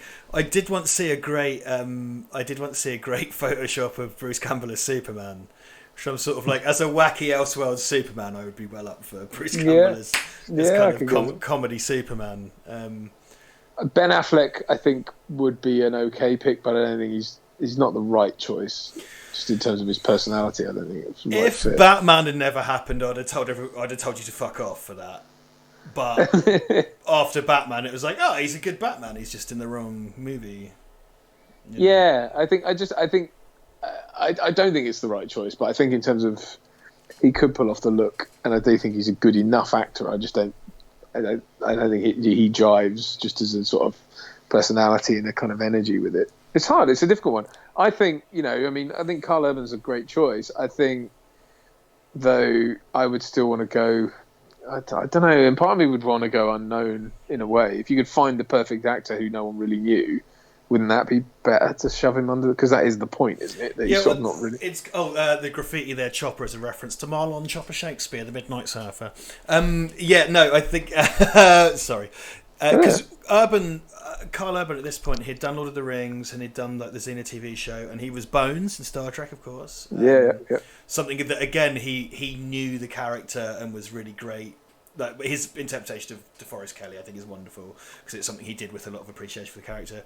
But yeah, I kind of liked when they announced Carl Urban. It was like 2010 or something, so he wasn't a big. Not that he's the hugest deal now, but he wasn't the hugest deal in the world. So it did feel a bit like they've got someone who's not massive, and they weren't going to get anyone massive because the money and stuff. Though I've heard before. It's one of these things that used to be on the IMDb trivia page, which is completely unverifiable.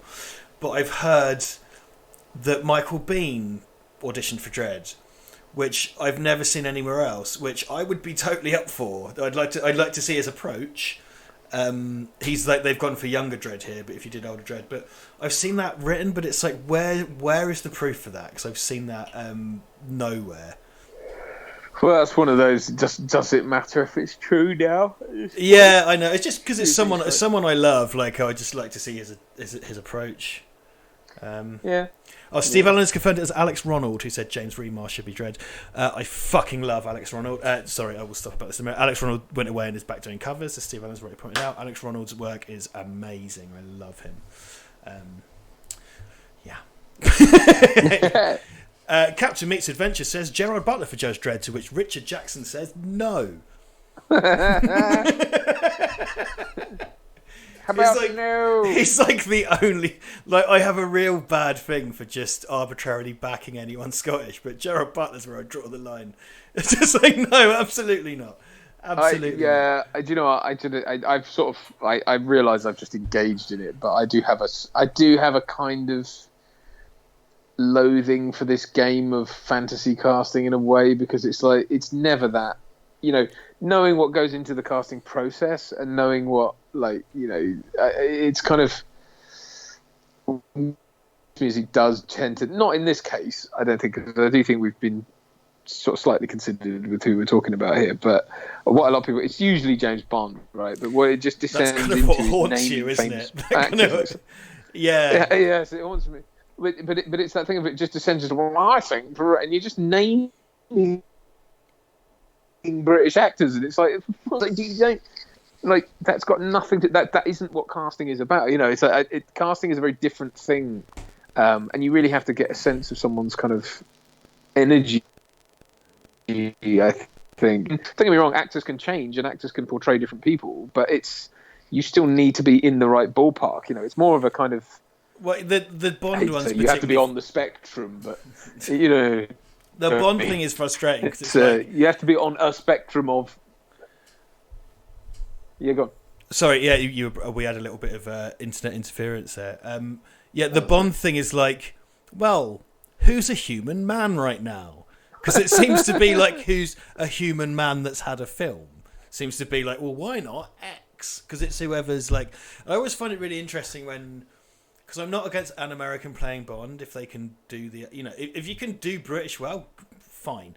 But it's like, people just sort of go like, Channing Tatum, and it's like, what, because he was just in a film? Where is the evidence that he would be good as that character? It's just like, well, a film just came out and he was in it and I saw it, and that's a human man, so I'm going to name that. Yeah, I know. It's like, it's always like, for the longest time it was Tom Hardy, Tom Hiddleston, Fassbender, and like Benedict Cumberbatch at one point, and it's like, fuck off, those are just four actors. Like, that's not. Yeah, but he was in a suit at a premiere once. It's like, what? Like, and Henry Cavill. I love that. Oh, that's the curse of Bond. Because like the good thing about Dredd is like, you don't have to wear motorcycle leathers to formal occasions. Like, people love to Google any actor in an award show and go, look, he's wearing a tie. He could be Bond.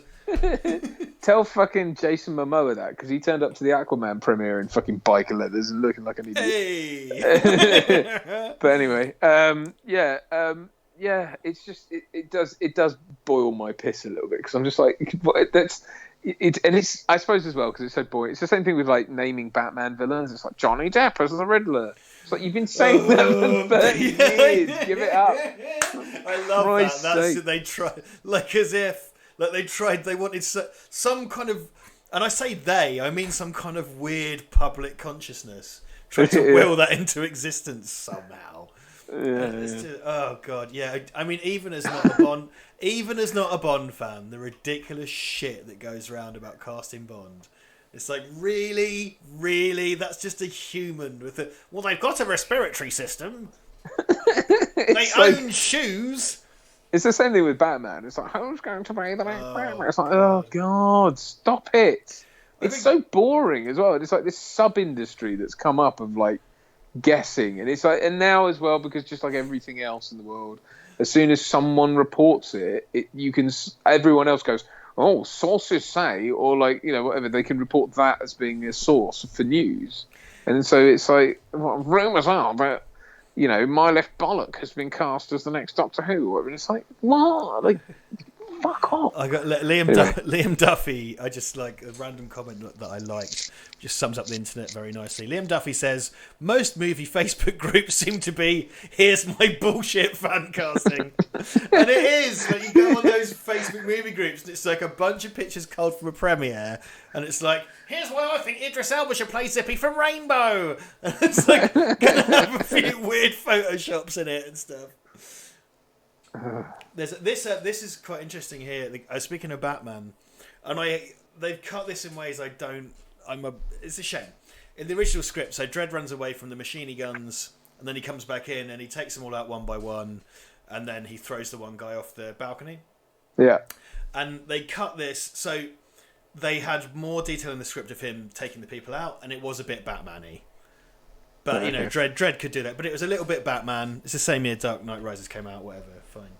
But at the end of the thing, so what he does is the guy with the goatee who's been Marmar's henchman, like he takes him, throws him off the balcony and walks away. But in the script, Dredd throws him off the balcony and then he just turns to Marmar and just stares at her. And he just stares at her for a couple of seconds and then walks off. And that's like, there's a bit in one of the Dredd comics where they talk about how Dredd can just undo you by looking at you. Like the sheer anti-charismatic terror that he inspires just by existing. You just sort of look, because there's one bit like, it's not even, I won't get into details, it's technically not Dredd, but Dredd, let's just say, is sat on his bike and it's just like, give him the stare, long and hard, let him know that you know. And like this dude starts sweating and like, you know, runs off. And the idea was that he takes out all the guys, throws the dude off the balcony to show her who's boss, then just looks at her before he disappears into the smoke. I loved that. But in the finished version, he just chucks him off and walks off. It's a bit like, okay. That's a shame. Yeah. It's a really lovely bit, and I just think, like, I get them cutting the more Batman-y stuff, but, like, I wanted him just to walk out and stare at her, because it's something that John Wagner specifically wrote about, is, like, Dredd can just undo you by looking at you, despite the fact you can't see his eyes. That's how terrifying he is as an entity, you know. Yeah, it's like the cat thing, isn't it? Where, like, one of the reasons why people are drawn to cats is because they have fewer facial muscles. So you put a lot more of yourself into what they're thinking. So it's like, it's the same thing here. It's like the less. So I mean, it's what they were talking about with film acting anyway. Is I think of do less, let the audience bring. You know, if the story is being told well enough and the editing is good enough and the script is good enough, you can sell everything with far less because the audience will leave the vacuum to allow the audience to fill it with what they're thinking, because actually that's A, far more engaging for them, and B, it's exactly what you should do as an actor. It's not like these dogs here. Tell you everything. What just Kip? Yeah. Well, you know, despite arguing against Ron Perlman as Dredd, like he was cool enough for 2 movies have his face covered in makeup, and was able to act through it in a really amazing way. And Carl Urban's, you know, Carl Urban once said, like, you know, if before he was able to say publicly that he'd signed on, he kind of quite rightly said in the press, like, I haven't spoken to anyone about being Judge Dredd. He had, but if I theoretically went to see a Judge Dredd movie where he took his helmet off, I'd be sick in my popcorn. It's just a really cute thing to say. And also the Dredd helmet, the Judge helmet, it is a scowl. It's a red, you know, he's constantly frowning, even though it's not. I can't remember who it was. It might have been Colin McNeil, one of the Dredd artists, says, like, because the whole thing is like, what does Dredd's face look like? It doesn't matter. It's just a grisly old dude. It doesn't matter. And this art, I can't remember who it was. I think, again, it might have been Colin McNeil. Just like, as far as I'm concerned, the helmet is his face.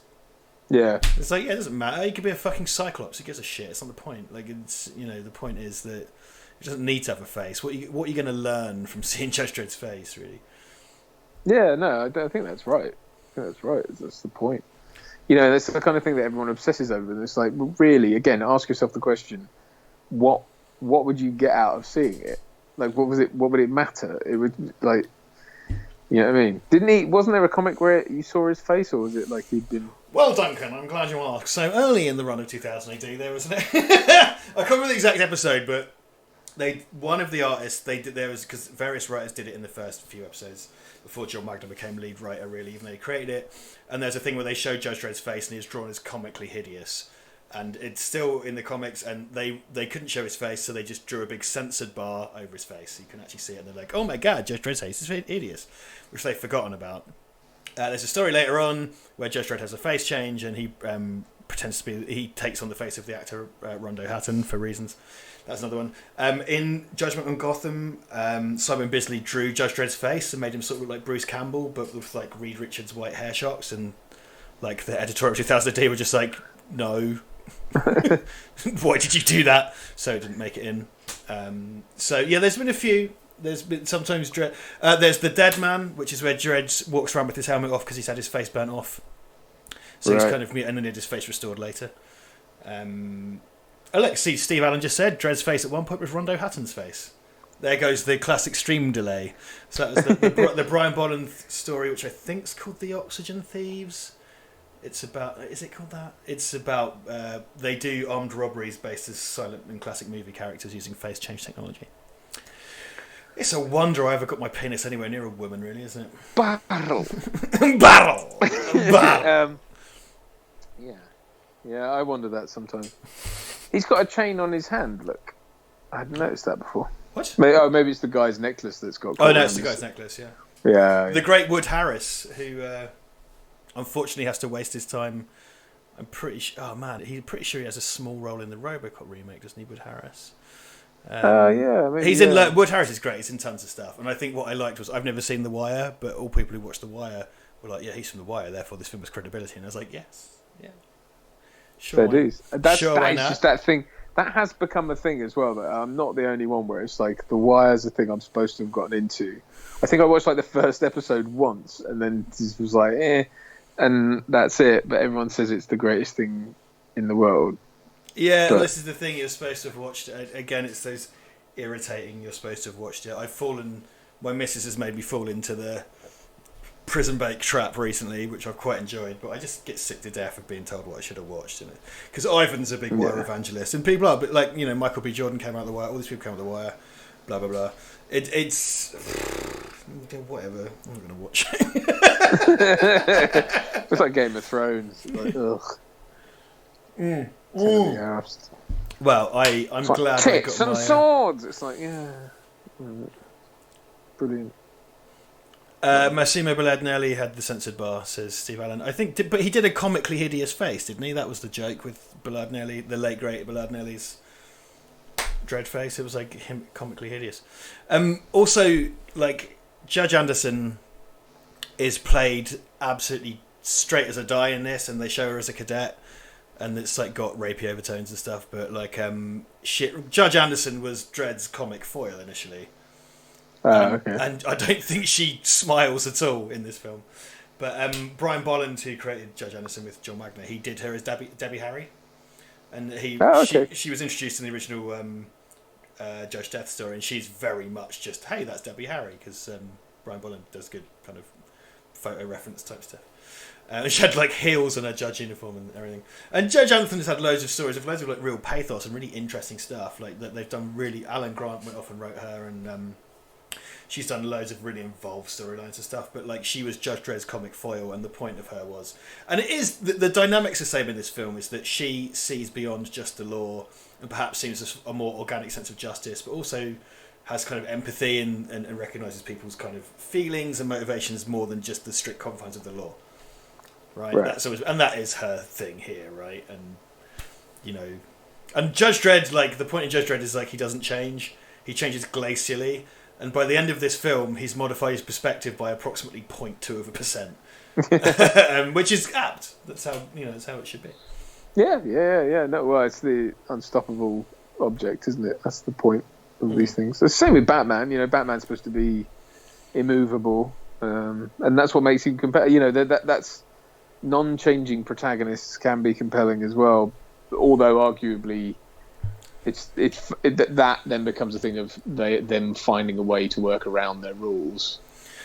which in a way is change in and of itself, So well, it's that they are the person around which events transpire, right? That's the thing. So if you can't, but the compelling thing about that is when it's that examination of like, right, when you set yourself rules, and you get to a point where someone challenges that in an impossible situation, it's like, how do you find a way around that? And it's like, well, isn't that in and of itself change? If you find a way to do a thing that you swore you would never do because it's against your rules, but you did it for the greater good or whatever the reason is, it's like, that's change, isn't it? So you have changed. It's like, again, with the Dark Knight, it's like that whole argument of like, Batman doesn't win in the end, and he does break his rules, so the Joker won, really. Yeah. We never really get to see that, but like, he does kill Harvey Dent. There's no two ways about that. Like, I'm sorry, but I know it's for a good reason, but he does effectively kill him. And and the Joker basically gets what he wants out of the whole situation. So it's kind of like, I don't know. Well, the thing Dredd's thing is something that is often not discussed, and it's more because the thing is easy to forget is like John Wagner. He's taken a back seat now, but basically has been guiding Dredd for 40 years. It's not like certain other comics where it's had these creative teams take over and stuff. And admittedly, Wagner is right on the back seat, but you do see a lot of Dredd's inner world. You do see his inner monologue, and you do hear, and he does change, but he's had like John Wagner's had 40 years to do that, so he just sort of gradually kind of change.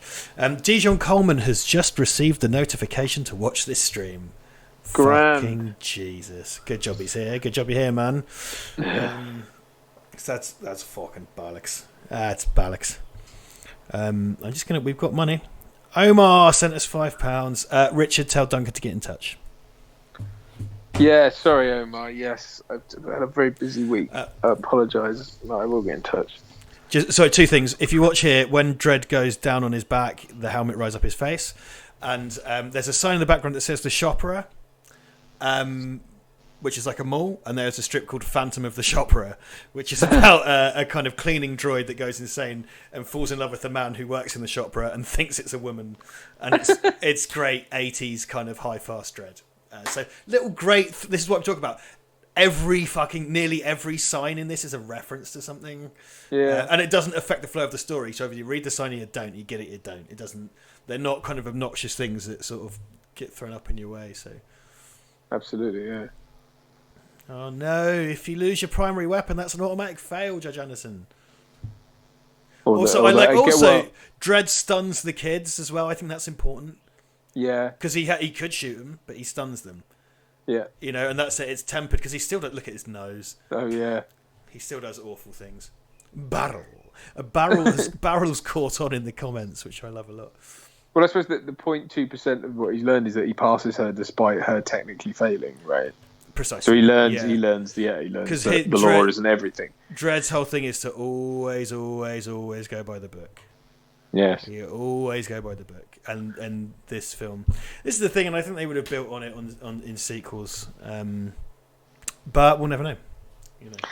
I feel I ought to at this point take a moment to shout out the people who've given us money this evening, because would you mind horribly if I am absolutely dying for a piss? So if I go and do the quickest piss, can you do the shout outs? Not at all. I'll do the shout outs and then I'm going to go for another beer when you get back. Right. Cheers, man. Not a problem. So James, obviously James Harris, thank you so much. Kieran Swain, Simon Pope, thank you. Simon, was that you who did the little video?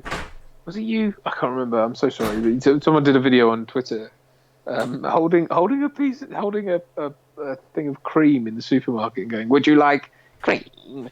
So bless you for doing that. Because it was in public, so obviously that was very cool. ETC McAvoy says thank you for the lockdown content. Take care. Yes, cheers, man. Thank you so much. £10, very kind. My dad, of course, £10. Thank you, Dad. Very sweet of you. Paul McCulloch sends us £20. Thank you, Paul. That's incredibly kind. And Omar, of course, sent us £5 and tells me to get in touch. Yes, Omar very kindly has a James Bond podcast that he wants me to listen to, and I have been meaning to get back to you, Omar, but I've just been absolutely, honestly, it sounds ridiculous to say, but I've been so insanely busy during lockdown that it's not even funny. But I would love to to listen to it. So yes, let me know, Omar, and I will. Well, you have let me know. Sorry, I will get back to you. Thank you so much, Simon. Yes, it was me. Very good, very good. Okay, good. I thought I had that right. I always get that nagging doubt in your head when you're like, was it that person? But it was. Winston is making weird noises. Stop making noises. Yeah, so Judge Dredd, fascism and stuff, right? Yeah. Don't know much about that. So, what to say? Quickly ask me a question, although there's delay, so by the time you've asked it, Richard will be back. Yeah. Get your watches out, says David. Ross says this is helping with my mental health. Well, I'm glad. That's very good. Yes, mental health at this time is very. It's going to be very interesting. What people come out. It's not a thing like I've been so busy, and I thought that would sort of stave off the kind of going mad. But it's a funny thing that sort of creeps up on you anyway. You know, it's a weird thing that kind of the days you wake up in a bit of a funk and you don't know why. And it's a bit strange. Mr. HEC9 whatever asked what happened to the guy who donated over £100 in last week. We've been in touch with him, and we have said, you know, what if he needs it back, then obviously we will do our best to retrieve it. But it's gone through the YouTube system now, so he may be down 30% odd, but we will obviously give it back to him as soon as we can. Yeah, he was in the chat when we started tonight, and I did say to him, please don't give any money. And yeah, like, we're happy to give it back, man. Like, he has our email and stuff. He got in touch, so yeah, we're waiting to see. But please, I mean, we'll have to have a look if we can just give him it back without his involvement. But yeah, don't know, a little bit worried about that. Professional Moron says, Duncan, would you ever do a role with no stubble? I've done lots of roles with no stubble. Yeah. Yes, I would. I probably won't look as interesting, but yes. In fact, I ask sometimes. I go and I'm like, can I do this clean shaven or whatever? And they're like, no. We don't want that. Because you look boring and you look 12 years old. So no, I don't get the chance to very much. Oh, no, I look like one of the Frankfurters from Sausage Party if I shave my beard. Well, then you're completely hairless. Indeed, yes. Shave your eyebrows and you look like you have alopecia. Alopecia. There is a movie poster in this scene for a film called Chrysler's Mark, and Owen Chrysler was the judge child, who was a child prophesized by Judge Fay to save Mega City 1 in the year 2120, and Chrysler's Mark was eagle birthmark on his forehead. I'm so sorry, Duncan. Come back, sorry. I can't help myself. I cannot help myself. You're stuck with Uncle Jackson whilst he goes off and gets a thingamabob. So there you go. Well, so I'm sorry. I like that GIF as well. The burning visor GIF. That's great, Dredd. See, that's good. Dredd staring at a thing, having just shot white phosphorus at everybody, which is fucking awesome. I do sort of want to. Watching this and talking over it, it's been a while. I try my best not to watch this too much. Just makes me want to watch it again. I'm just sort of like, I want to get off air and just watch this myself without having to talk over it. And of course that happened in Prague 2366. So I think every episode since then his boots have got slightly greener. I think the hue of green in Prague 296. Sorry, that wasn't a real thing. I know, I realised that. Oh, so good. As soon as you said hue. So I love that. Right, I love that. This is what we don't see enough of. I want gangs of judges doing stuff. This is one of the most exciting parts of the movie for me, is having a bunch of judges hanging out and doing shit. Like, it's really cool. And just the other, like, the bad judges on the scene. The guy who plays Judge Lex, this is the lead bad judge. He's Scottish. I can't remember his name. He's got a better Dredd chin than Carl Urban. Yeah, he's got a real, and he's great. Like, because Judge Dredd never smiles, and he looks like Dredd's like evil brother Rico when he smiles. Right, and it's like, he really looks more dready than Carl Urban. It's a great fit. I have to say this, you've got to give Carl Urban props in that, the physical performance of Dredd that he gives is great as well, because it's not just when you do compare it to Lex and stuff. It's like there's a swagger There's a you know what I mean. There's a sort of there's a humanity underneath. Yeah, well, there's greed and there's cruelty and but it's sort of like there's this weird like there's actually quite a lot of humanity, even though it's bad humanity underneath. Yeah, well, human frailty, right? There's frailty. Yeah. Whereas with Dredd, it's just literally, and Carl Urban does this very well. It's just literally like this sort of not robotic, but very much just monotone, fixed. And like you say, it's great as well. What's good as well is that all the costumes are the same. There's no like because wasn't in the Stallone one like his costume had embellishments on it and stuff. It didn't make any sense. Like he had like a hero costume, so like his belt buckle, his badge, and his helmet thing were all kind of 3-dimensional. Right. And I think there are a few other bits. So not many judges had the eagle. A lot of them just had the 2 bar pads, and it's like why? Like what's that for? My kind of thing is like if I was making a sequel to this film and you had like more money and stuff, I would like to do a scene where you have judges in dress uniforms and they're wearing the big shoulder pads. That would be quite a neat thing. Yeah. That could be a good way of involving it. It's like I think this fell at a time. I think this fell slightly out of time in that it kind of came on the heels of doing the realistic superhero thing. And even though this isn't a superhero, you know what I mean? But it sort of falls into that camp film-wise. And it's frustrating because you kind of go like, do they really need to...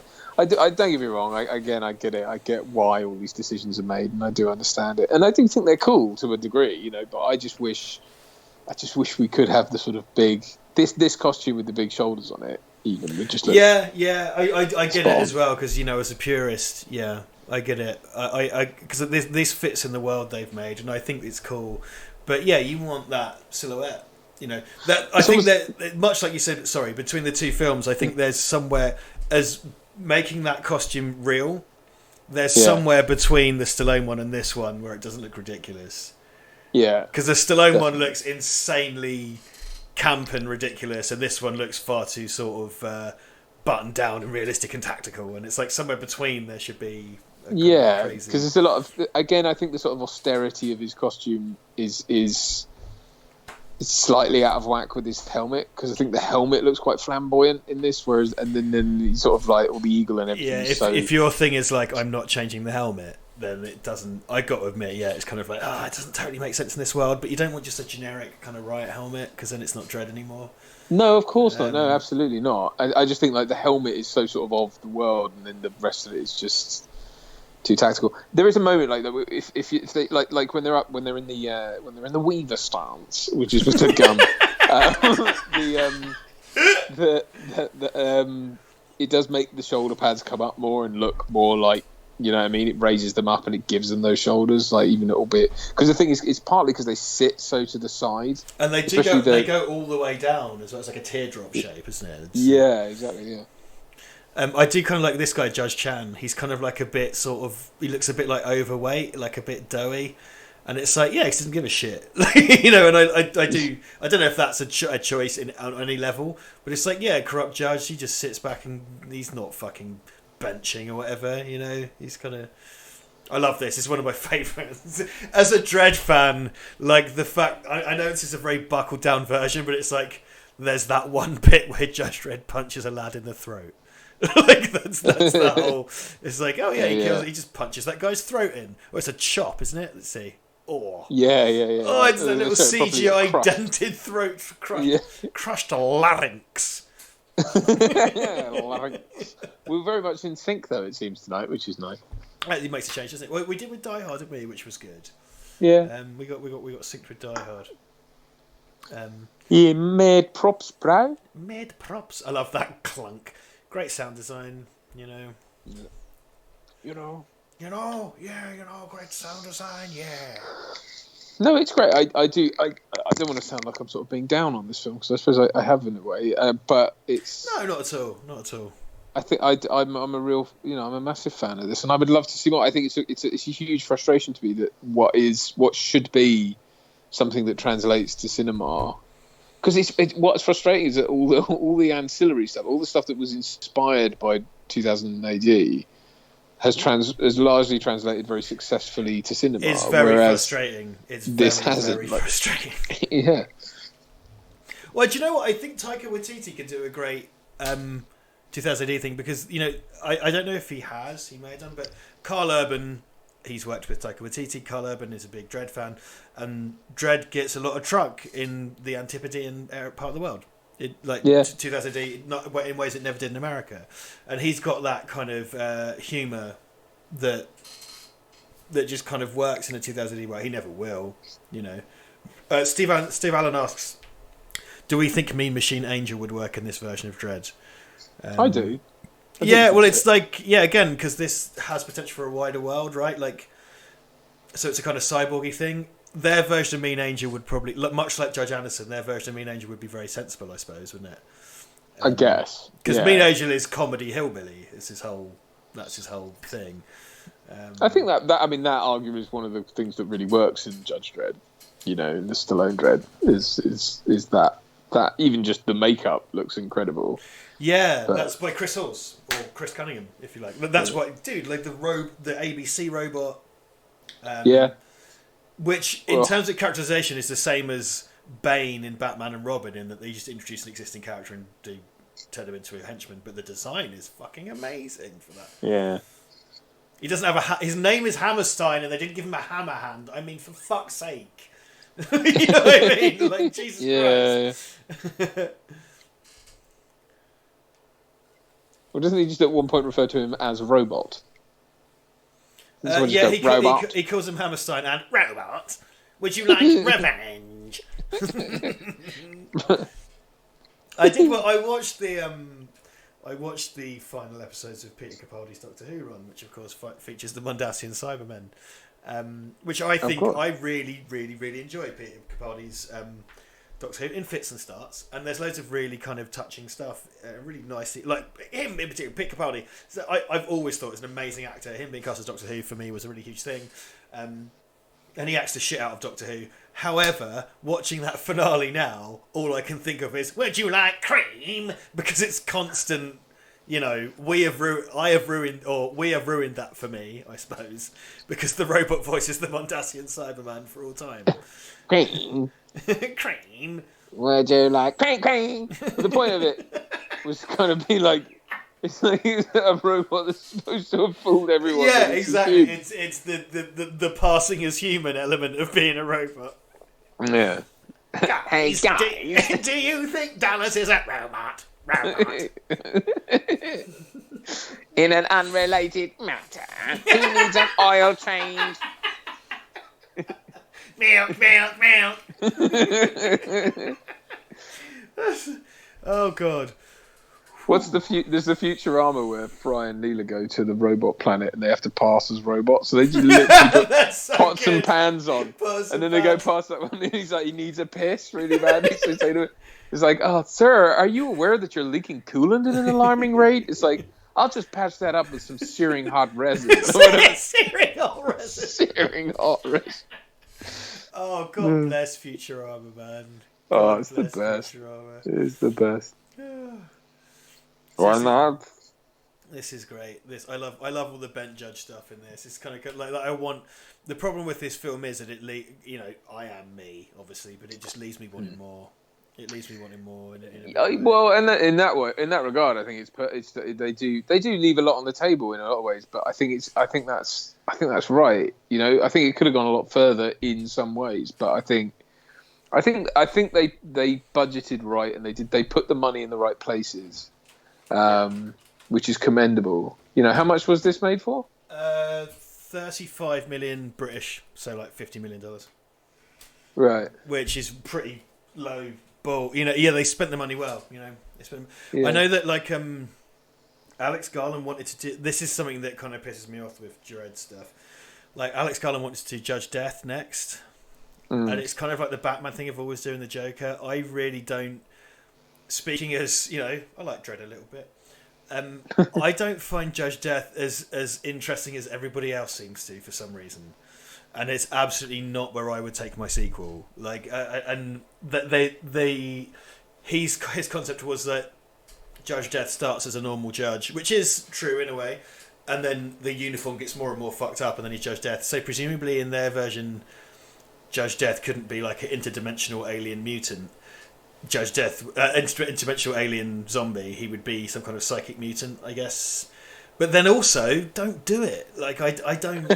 I get it. Like, and I love all the wacky camp stuff of Dredd, and I'm all for all of the wacky camp stuff in a movie, probably except Judge Death. It's really not as interesting as everybody seems to think it is. Right. And I've like Judge Death. Hey, look, Necropolis is one of my favourite Dredd stories ever, and Necropolis is like a really huge Judge Death story, but Judge Death is barely in it. I just don't find it's sort of like it's always really bothered me that like it's Judge Dredd has to have his Joker, and yes, Yeah. I know that the Joker became a Dark Judge in oh fuck, what's it called? One of the Batman Judge Dredd crossovers. Joker becomes a Dark Judge. Right. Not Judgment on Gotham. No, that's the. It's called like The Laughing or something. I'm well aware of that, but Judge Death isn't that interesting. I'm sorry.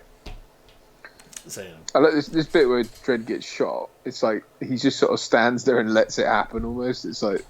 Well, he Just knows watching. there's no way out because he's got no ammo. Yeah. He can't go anywhere. I like the wait for her to shoot you. That's great. And it's like blood pisses out of his mouth. Like she shoots him in the back. Yeah. It's yeah. like he could go like. I like Judge Lex is cool. He's like, and also this hints at Dredd having some kind of reputation in the wider world. It's like Dredd, the Judge Dredd. I Yeah. like that. That's cool. His nose is sticking out his freaking helmet though, whereas Yeah, and whereas Lex's doesn't, right? yeah, Like he looks more like Judge Dredd than Judge Dredd does. Yeah. Yeah.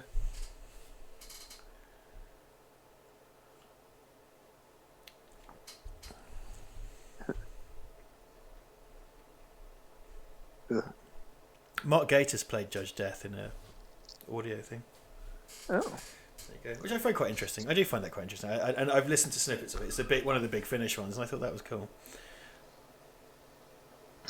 Yeah, I mean, I think the Mega City One big TV show is the way to go for this stuff. Though I mean, I do think that's how you make this world work. Because you've said this before as well. It's like really, it's the story of 2000 AD. It's not the story of Judge Dredd. Judge Dredd is a character in that story, right? Like it's not.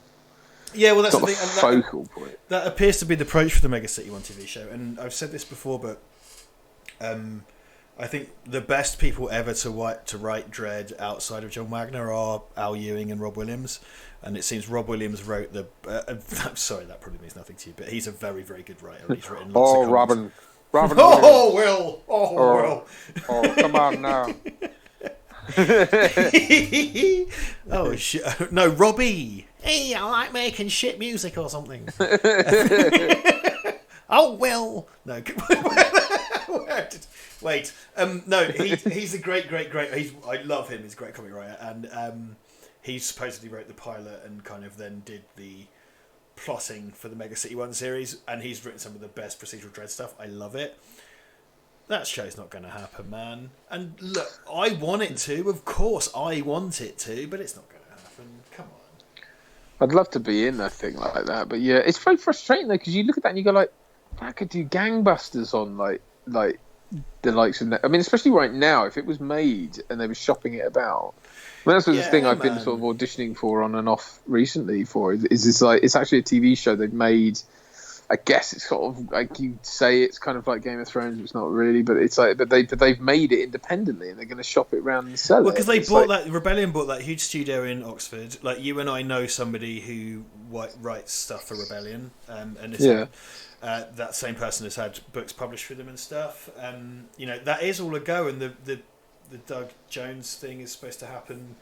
The Rogue Trooper movie, and the fact is, regardless of anything in-house Rebellion, they've bought a massive studio space that's going to be very useful, you know, because outside of like Leavesden and stuff, like it's yet another big studio space in England, which is because they're going to be renting that out to other people, and I think they may have done already, which is great. It's how many like niche because off the back of this has had 8 years now, which is a slightly frightening thought. This has had 8 years to sort of get to the popular consciousness to non-comics fans and stuff. It's like, yeah, we're doing a Dredd series that people would watch that, surely. oh yeah. I reckon so. If you just stuck to what it is, and you trusted that, that there is a mass appeal to that sort of story in that world, which there is, because the comics have been a goer for a long time. But it's like, but not just that. It's like I do think there is still a wider consciousness around Judge Dredd. If you say Judge Dredd to most people, I think they know what about it. They just go, it's Stallone. But I don't think it's just a Stallone film. Yeah, they used to though, and this is I really like that. One of the biggest bonuses of this film is that it supplanted the Stallone film in the pop culture, because there was like those of smart ass twats on Twitter going like, "Do we really need a remake of Judge Dredd?" And it's like, "No, because that's not what it is." I couldn't say, just had to be quiet. but like this has kind of supplanted that, which is great. Yeah. Like, I do think it has supplanted that. People still think about, but most it's kind of like, it's this wicked little kind of one and done actioner. And I'm happy with that. If it ended here, which it probably will. But it was. This is the thing. I was so excited about this film because it was inconceivable that it could ever even happen. So when it did, it was just like, oh God, don't fuck this up. And the fact is, I love it, and what anyone else, nobody else does or whatever, which isn't true because I do. But if I was the only person that liked it, that would do. The fact it didn't do money at the box office just is what it is. Yeah, it's frustrating. It falls into that camp. It's like very much like kind of almost like how Superman Returns went down. It's like it made money. Like it did all right. Like it did probably all right to warrant a sequel. It just didn't do mega blockbuster record breaking numbers, which is what they're supposed to do, right? In order to whatever. And it's kind of like it is frustrating, but you kind of think, well, I don't know. I do think again. I think people will try and have another crack at the whip at some point. It's just. Yeah, Rebellion seems to be quite... So it doesn't seem that anyone's going to be able to buy this, because like Rebellion had to trade with DNA Films to make this.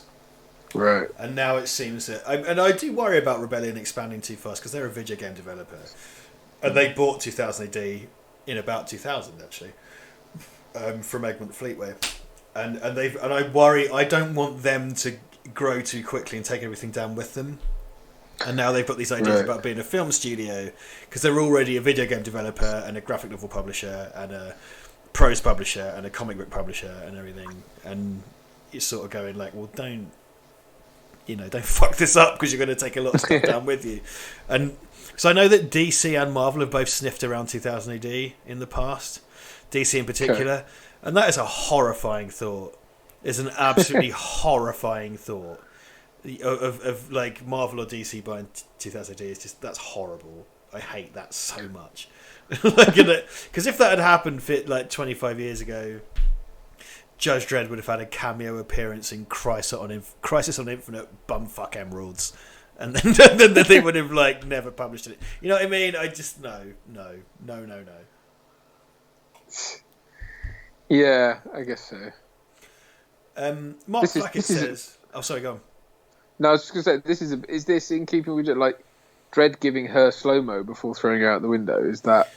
Well, they make, because the idea is that he does it to it's like to stop her from deactivating the thing as he throws her down, so it goes out of range. I think is the idea. But like I said, in the original script, he just chucks her off, and it's like, well, that's what? Because that was the problem. Like, because Judge Dredd, you can't confuse people. Judge Dredd there's a lot of Dirty Harry in Dredd, but the point in Dirty Harry is that he's kind of dirty, and he does, because like he does police brutality and stuff. Dirty Harry does things that are outside the law. Judge Dredd doesn't do that. Yeah. So like in the original script, he just lobs her off the building. It's like, oh, why? Like you could have just shot her. Why is this an element of cruelty in it? Whereas this seems to set up that he needs to get her out of range of the bomb blasty thing, and giving her slow-mo means she can't react and turn it off or whatever. Fair enough. Yeah, fair enough. But I've got to give that to you, because as written, it's out of keeping with the character, I think. It felt like kind of like, why would you give her the slow-mo drug other than that's it. He has to slow down her heart rate. Okay. Sorry, Steve Allen points out, he has to slow down her heart rate, because it's like, whatever, blah, blah. Like, but in the original script, he just kind of goes, bye, and chucks her off. It's like, well, dude, like, what? Like, it has to, because that's the thing. I think the character was intact. It's got a couple of, because that's it. Yeah, so shooting through the woman at the start of the film, it's the kind of thing you can conceivably see Dredd doing, but Dredd doesn't just hurt innocent people for no reason, except for that time he committed genocide, and that was more than a few times. But that kind of like on the day sort of cruelty seems undreddish. I don't know, even though Dredd is immensely cruel, it's difficult. Oh, I like this. The way her face smashes against the glass, like, and you know, it's just desserts, isn't it? That's the point. Like it's all the blood. Blah. It's like a face all splits apart and everything. It's like, ugh. Oh, along the scar as well that she had for.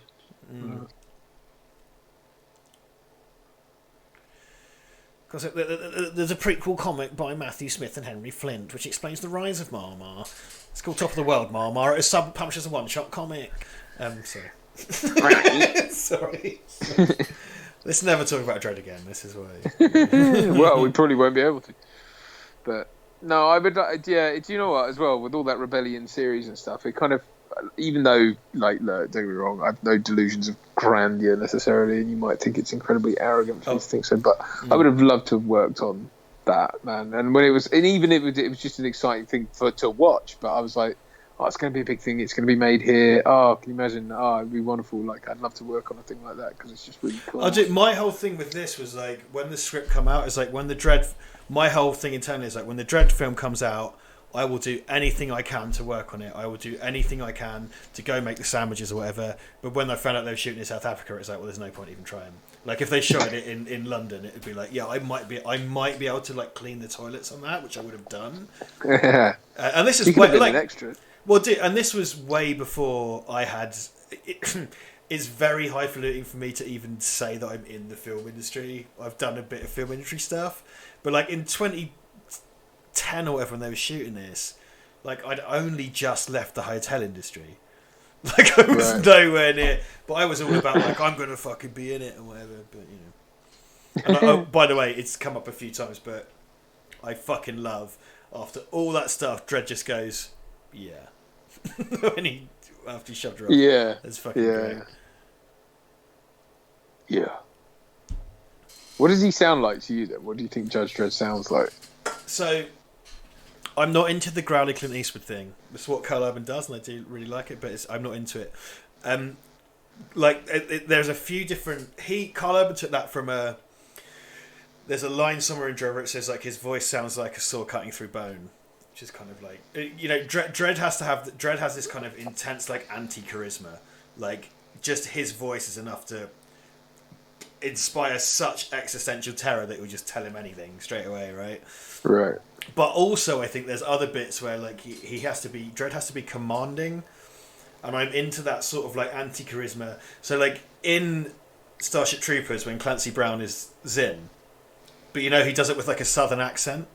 Yeah. If you take out that southern accent and make it like an East Coast accent, okay. Because like there's so much stuff in comics of Dredd like just commanding people. It's like commanding people, and I don't get that in the Clint Eastwood voice. It's like, do as I say. I don't get that. But when it's kind of like a but not Brian Blessed, but like a kind of booming, commanding voice. I think like that. That's my view. Okay. Yeah, fair. And you'll be stunned to learn I have strong views on that. No, it's great. It's great. I mean, it's one of those things where, like, if I was an actor tasked with playing Judge Dredd, I'd be like, fucking. I would direct the shit out of you as Judge Dredd. Hashtag Jackson and Casey for Dredd. Yeah. Oh, also, the first credit at the end is Judge Dredd, created by John Wagner and Carlos Esquerra. One that always felt to me, I remember seeing that in the cinema and it felt to me like them writing a historical wrong. And I think Alex Garland, he did that for a reason, because that credit on the 95 Dredd film was buried in tiny text at the very, very, very end. And Alex Garland was really, really good at putting John Wagner in particular front and centre, so he's in the DVD extras and stuff. And the first credit is created by Wagner and Esquerra, which is a really beautiful thing. And that's how it should be, Matt. With a thing like this, I think with all things like this, really, but I think with this especially, is it's like, because it's a world and it's not just this film, and it's not based on I suppose the Stallone version was like they were taking that tack of based on works by so and so, and that's a weird smash together of because like Pat Mills gets a credit as well because there are so many different Dredd characters because they smash together about 4 or 5 different Dredd stories. Yeah. So there's a bunch of different characters that are thrown because so many characters are different. So a bunch of Dredd writers get credits, and it's like it's kind of why that didn't work. Where this is based on no Dredd stories really. Right. Well, the Raid. Mm-mm. We talked about that on Saturday, so I shan't be talking about it again. The wonderful Ellie Carly. Carlos Escara passed away a few years ago, which was very sad. And I met him. I don't own a piece by him because I own a few Dredd pieces. And Ellie Carly bought me a Carlos Escara sketch, which I have, which is wonderful because I would like to own a published page, but right now I have a Dredd sketch from Carlos, which is enough for me for the time being.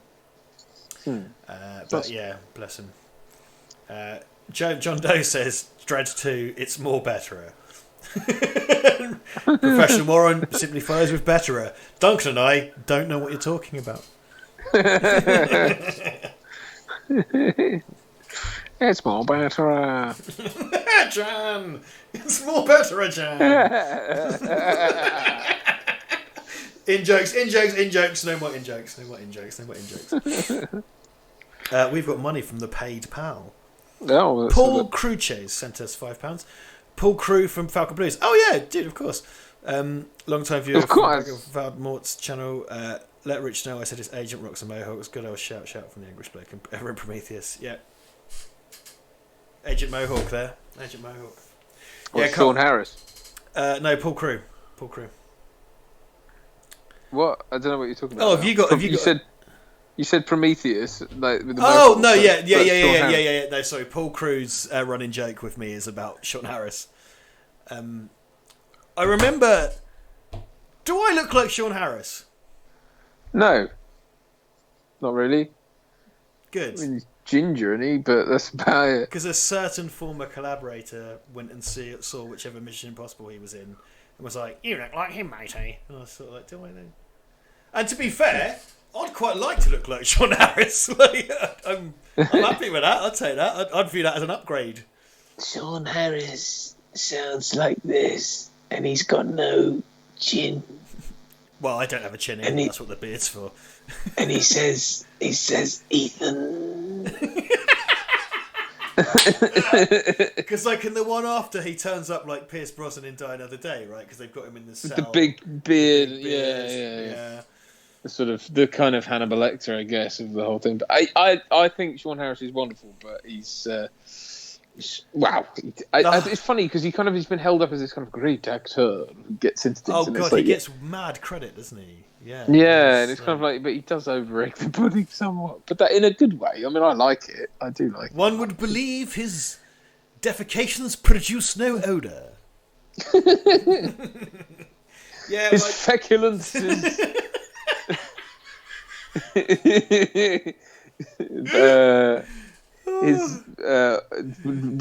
his feculence offends no one's olfactory senses. Said Giles Brandreth. Yeah. Oh Christ! Yeah, Professional Warren says Sean Harris is Ian Curtis. It's the first time I saw Sean Harris was. I gotta say, I kind of get why people put Sean Harris on a pedestal because the first time I saw him was in 24 Hour Party People when he played Ian Curtis, and it was like, oh fuck, that's really amazing performance. And I don't know, he's because he kind of bubbled under in British stuff. I just kind of thought. Yeah, no, he's fantastic. He's knocked around for a long time. I went to school with a chap called Sean Harris, who's a good friend of mine, and we were both we both attended drama classes and kind of had a bit of a rivalry going on as far as acting was concerned. He left school before I did, and he went to go to acting class, so he left at like A levels. I stayed on for A levels, and I caught up with him years later on Facebook. And I was like, "What happened to you, man? Like, because you went off to go be a serious actor, and then his name was Sean Harris, and so like I was like, when Sean Harris hit it big, I was like, fuck off, and then when I looked at it, fuck off, and it wasn't him. I was like, and then Then I found him on Facebook like ages later. And I was like, "What happened, man?" And he was like, "Oh, I had a kid with someone, and it kind of all fell apart, and now I don't do acting." Oh no! I know, and I was like, "Oh, dude, no, that's such a shame." And I was like, "But I'm doing it." So I didn't say that. I didn't say that. At all. I'm doing it, so it's fine. The Wing Kong Exchange says, "Here's £5 YouTube can take their 30% at 2 odds." It's giving us £6.50. Thus, yeah, that's Oh, you mathematician, you. crazy sweet. That is. That's crazy sweet. And Adrian Mendoza, I'm going to shout you out again because I feel awful. Mendoza. You thought I was having a go at you about? I'm sorry. That was just me letting off some steam because everyone keeps asking me that question. But bless you, mate. Thank you so much, and we really appreciate you. Yeah. There's some nice. I don't know if you've seen the nice Dredd sequel pictures.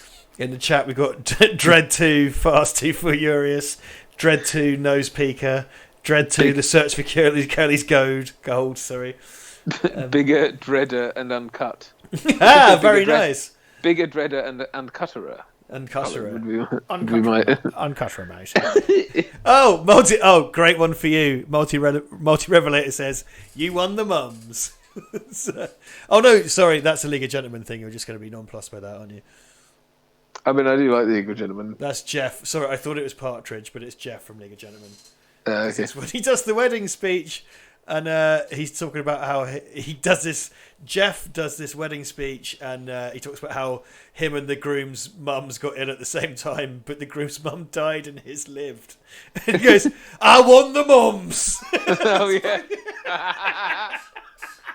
Brilliant. All jokes are best when you have to explain them, aren't they? Yes. Dredd and the Kingdom of the Skellington Skull. Floyd Dillon says Snuffbox by Matt Barry. Did I read that in the credits? Yes, the theme to Snuffbox is being played in Domhnall Gleeson's little hacking room when it cuts to that for the first time. So yes, Matt Barry curiously gets a credit in the credits for Dredd. So there you go. Oh right, okay. Yeah. It's a bit odd. Like great little thrown out sort of Britishy thing there, but billions of flavour combination. Didn't he do that? Was it some Roundtree's advert he did? Yeah, I think so. Yeah, well, dude, because after Dark Place, like that dude's fucking voice, like he just became this insanely bankable voice.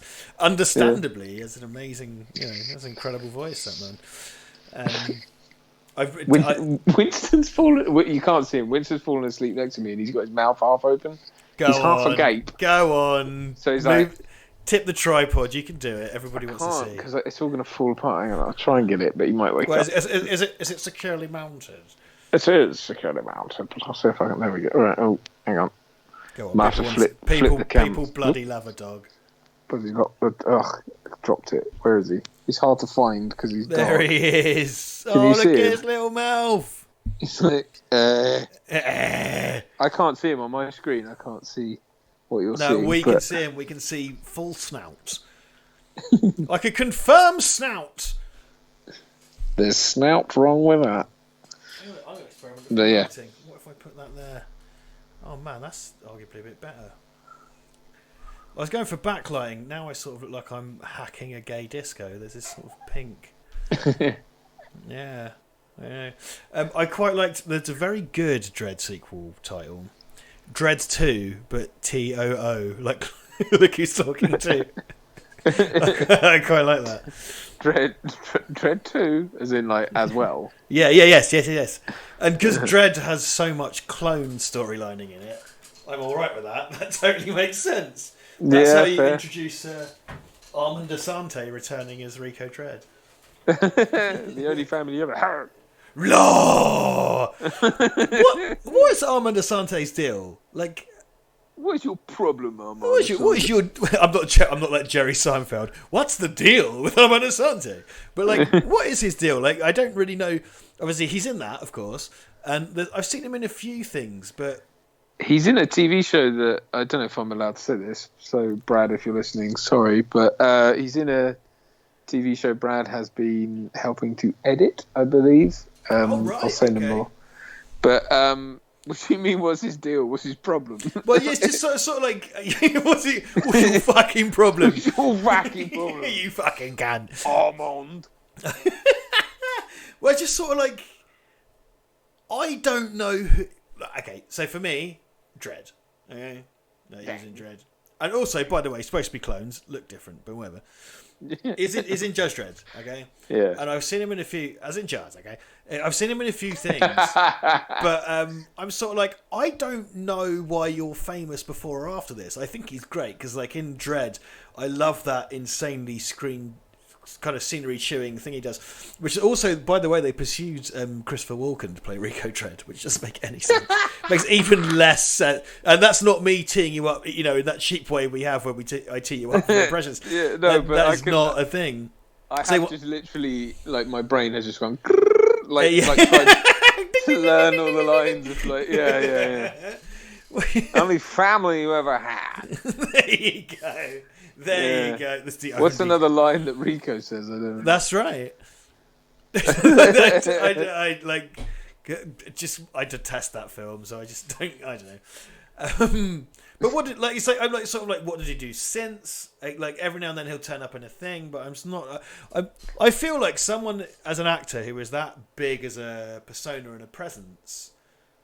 Yeah, he doesn't really have any right to be like that when we've never heard of it. But then the thing is, I think that's a British thing. I think it's like we didn't really know of him because he wasn't in anything prominent here.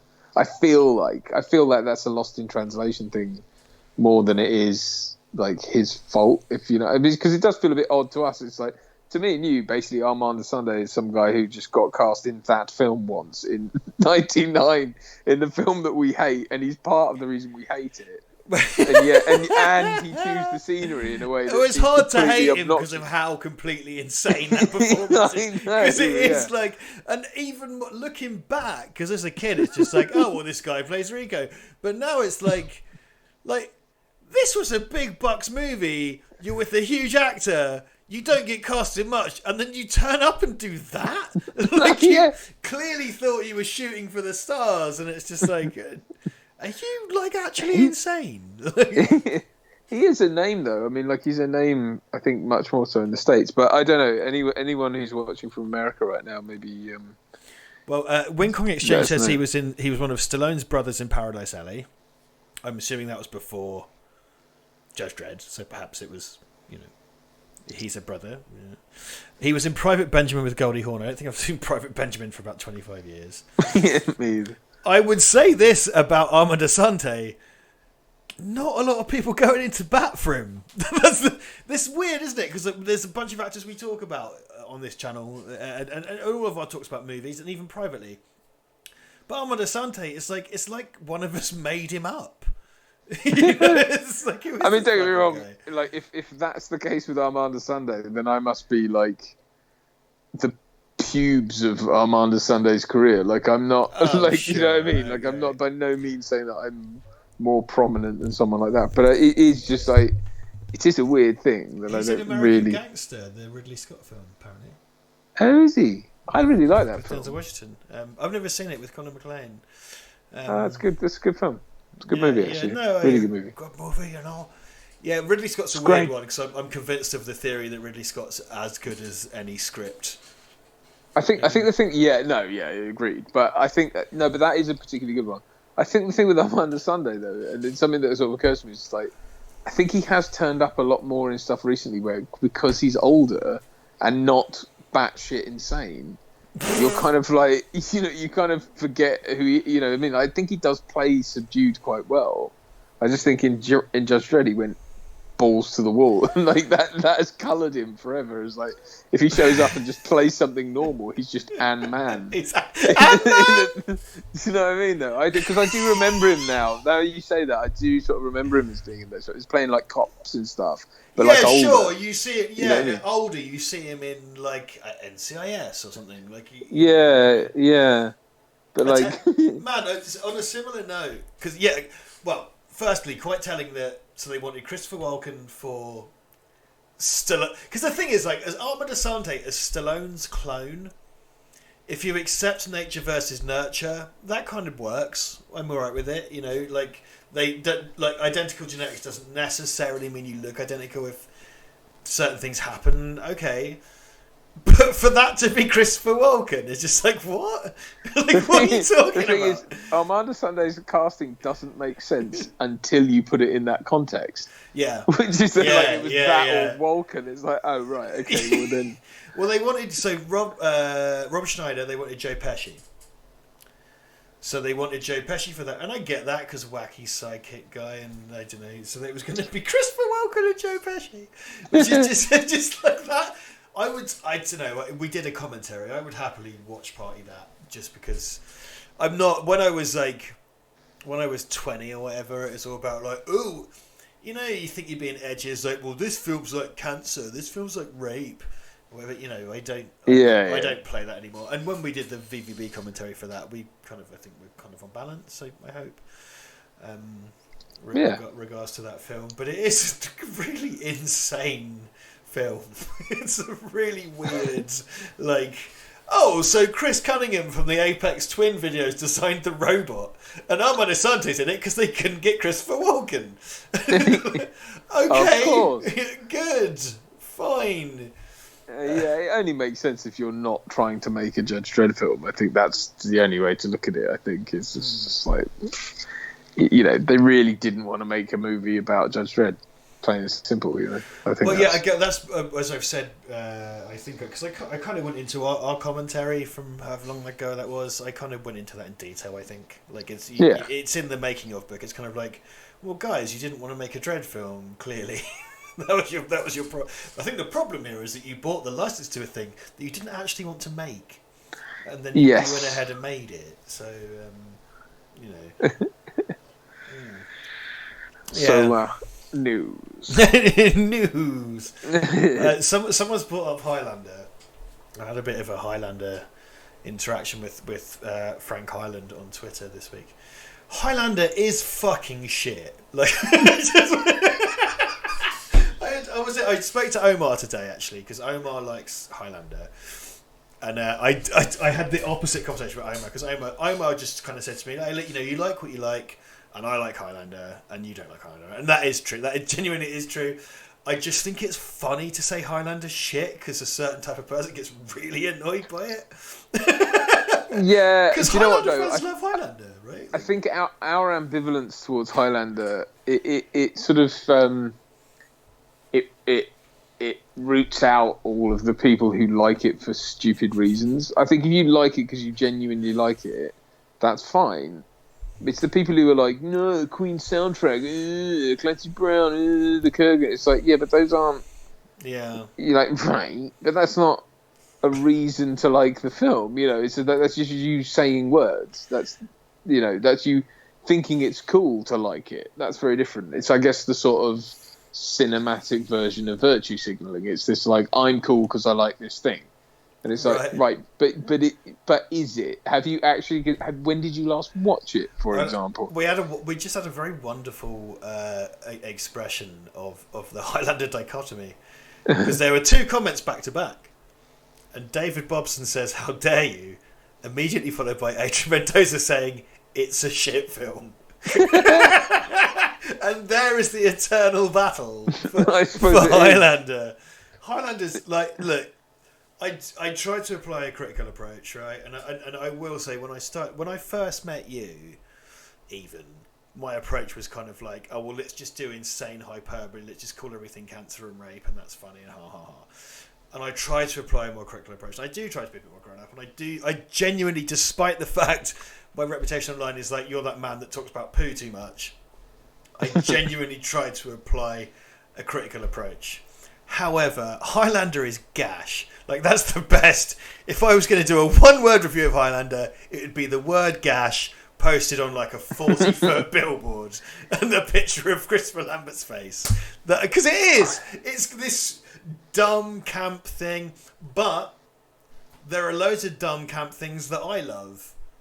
And I enjoy in spite of themselves, so I can't. Yeah, you know. Yeah, no, I think that's what it is. I think I think what people. It's again. I think it's the people who spoil it are the diehards who come out and say it's brilliant, but couldn't tell you why. And then it's the same as like, oh, why aren't the 80s brilliant, people? Because, like, you know, fucking Dealey Boppers or whatever. It's that thing. And it's like, those are the people you're actually having the argument with, as opposed to people who genuinely like it, but respect the fact that there are people who won't get it, because they understand that it is weak in a lot of areas. Like, in terms of its production values are they're way below what they should be, though there are some brilliant moments. That big long camera shot over the audience in that arena or whatever is pretty incredible. But it's soundtrack by Queen, you know. Yeah. I mean, that's wonderful. But like, the subject matter's pretty dull. There's no subtext to it. It's just sort of this weirdly lashed together quest for Anne thing, and it's like you've got Sean Connery who could not be asked to like he recorded the opening monologue from his home in Spain, and it's echoey as shit, and it doesn't. He literally phoned it in. Literally, yeah, exactly. Technology allowed him to literally phone it in. Scotsman plays a Spaniard, Frenchman plays a Scotsman.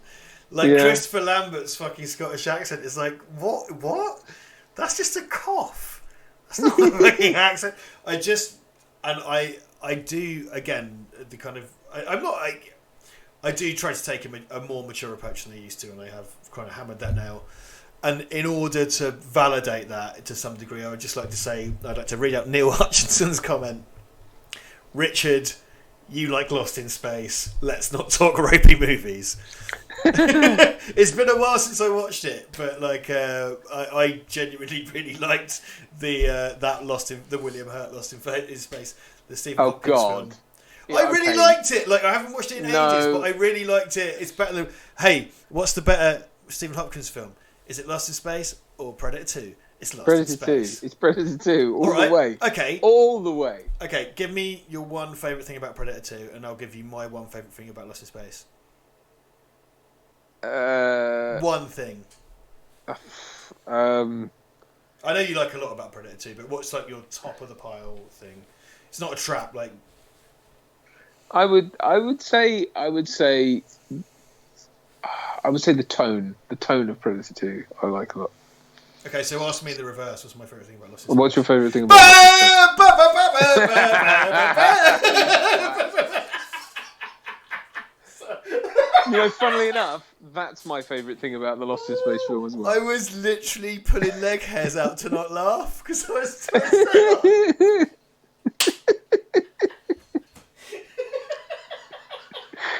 This is what I have to work with people. Send money. Oh, you fucking saint, my man. You fucking saint. I did start watching the Lost in Space series on Netflix, and I liked it for the most part, but it did go off into the...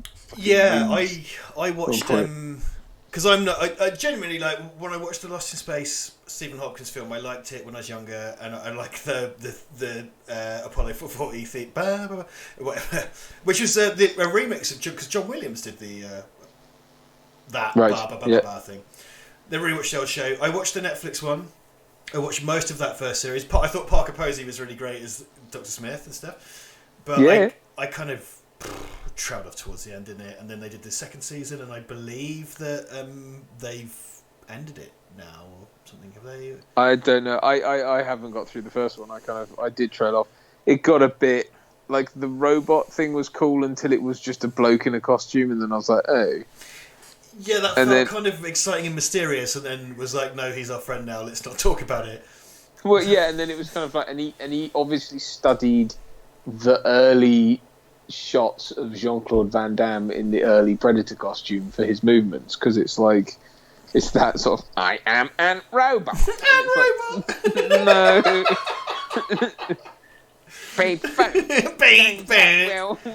Danger Will Robinson. Cream Will Robinson. Cream. You need cream. Sean Northridge, great, €5. Great watch along was watching Adelaide. Richard Cliff was the best. Check your Twitter. I doodled. You are warned. Sean has done some delightfully obscene doodles for us before. Sean works as a concept artist and a comic artist, and he gets paid to draw. So yeah, Very cool. I'm gonna wonder what filth lies on Twitter. Living the dream, Sean. Living the Yeah. dream. You only send it to Richard, though. You don't send it to me. No, I get that. It Is goes that- straight to my bank account. I get a little fairy comes and gives me €5. No, I meant the drawings. Oh no, fuck you. no, not really. Not really. Fuck you. I don't mean that. Steve Allen, to be fair, I loved the Highlander commentary on the other channel where we got to hear Duncan and Richard doing their amazing Scottish accents. What was very funny about the Highlander Scotland controversy, it was quite a small part of the big controversy was Richard and Duncan were mean about Highlander. Basically, candidly, Oliver said, because what would happen was, this isn't a diss, I'm not going to be mean about Oliver, but Oliver would be like, we'd both go once or twice a week to go into commentaries, and it'd be like, we're doing this movie, and we'd be like, yeah, fine. And one time it was like, we're doing Highlander, and me and Duncan were kind of like, well, we don't really know or care about Highlander. Is this one where we have fun? And Ollie was a kind of fan of Highlander, like the viewers were, so it wasn't intentional, like, we're going to take the piss, because Ollie, I think, was, to Ollie's credit, was trying to keep it on track, where me and Duncan were kind of taking the piss out of Highlander, because we're not that bothered, and it was like, we were a little bit like, why are we here? Why is this happening? I was particularly perturbed because I think I'd watched it so that we could do the comments. So I was then watching it for the second time in a row, like within a day of and it was like my backlight's gone. I'll deal with that in a minute. We were both sort of like a little bit like, why are we here? And we took the piss out of it for various reasons and whatever. And one of the things was that we were doing Scottish accents on it. And there was a small minority of people sort of going, and I know this isn't a justification, but there was a small minority of people going, why are you doing Scottish accents? Like, who do you think you are? That's offensive to me. I'm Scottish. My mum is from Scotland. Like, I grew up in a Scottish household in England. Like, my dad's English, but we have Burns night and stuff. My mum does Scottish food, and like my cousins come and stay. And like, I was up in Scotland for weeks of the year down when I was a kid. You've got a Scottish family as well, right? Yeah, my grandmother's Scottish. My dad's Scottish, really. I think Dad, right? Well, we are Scottish. I mean, we're Mackenzies. I mean, that's yeah, Duncan and Mackenzie Casey, right? My name is Jackson, but my mum's name is Gilly.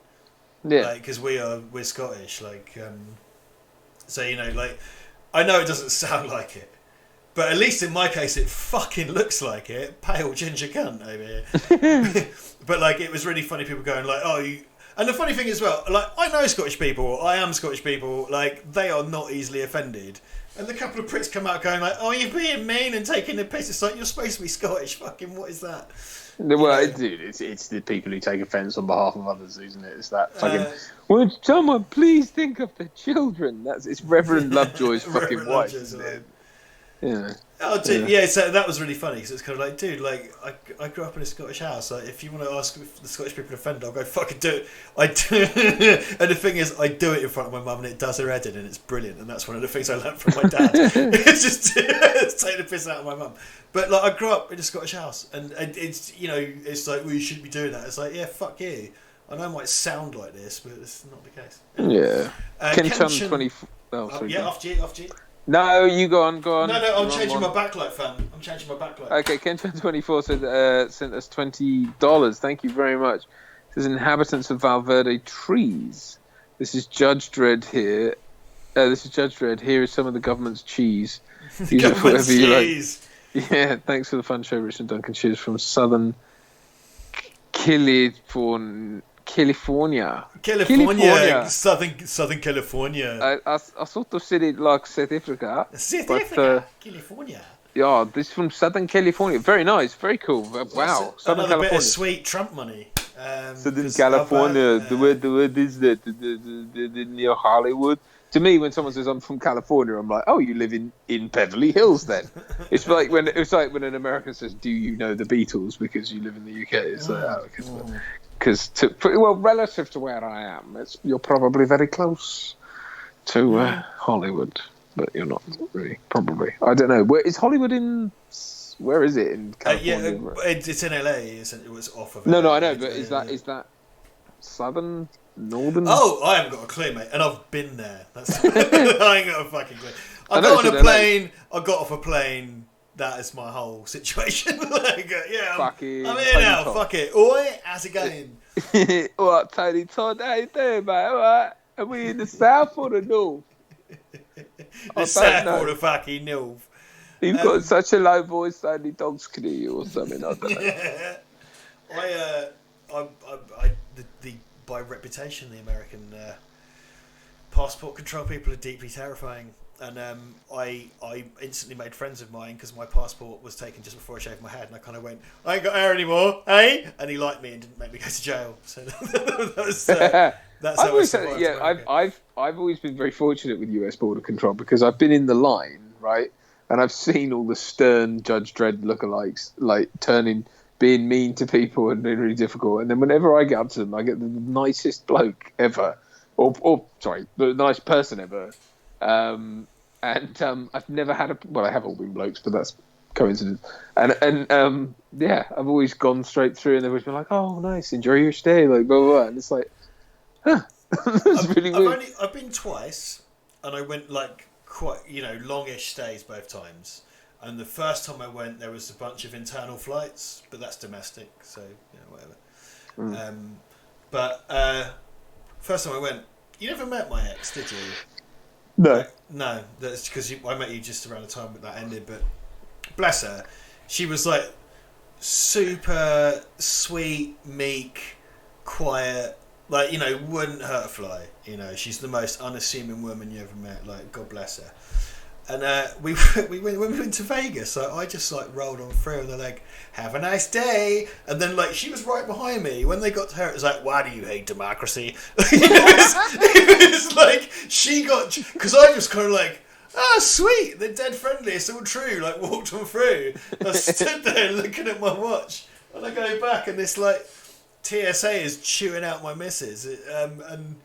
Apparently, like, they just asked her like a bunch of questions about like if she was going to try and work and like what was in her bag. So it's like they didn't like her face or. It's weird, isn't it? It's the individual that you speak to. My experience of the US in general has always been very positive. I was had a great time when I've been there. So, but so weird. Kenchan24 says, "Lol, actually, gents, I do live below the Hollywood sign, Hollywood Hills, lower Hollywood Hills." Can I come and live with you, please? Legit Grantham, I've been dead. Oh no, who was it that said that? Kenchan24. Are you listening to me or what? No, I just can't read. Kenchan, there we go. Okay, yeah. He says I do live between. I've been near your house, Kenchan. I've been there. I've been right there. I went up to that sign. Chris Griffiths, director of Robodoc, as you may know, I went up with the Dead Mouse guys, and one of the things was like, "Oh yeah, I'll be Gary Smart," because I know he doesn't watch this. He says he does, but he doesn't. It's like, "Oh yeah, we're going to go up to the Hollywood sign when we're doing filming. We'll go and walk up there and have a day off. Have a holiday." That's how he sounds. And, that was inaccurate. You didn't say filming. Filming. Yes. No hard G's. When we went... So if you do like the tourist trail up to the Hollywood sign, right, it's a fucking walk, man. It's like all this, like, dip. It's like a national park. You do all this shit. Chris Griffiths, like, he's a sort of like 6'2", Welsh geezer. They're all big, aren't they? He just fucking ran off.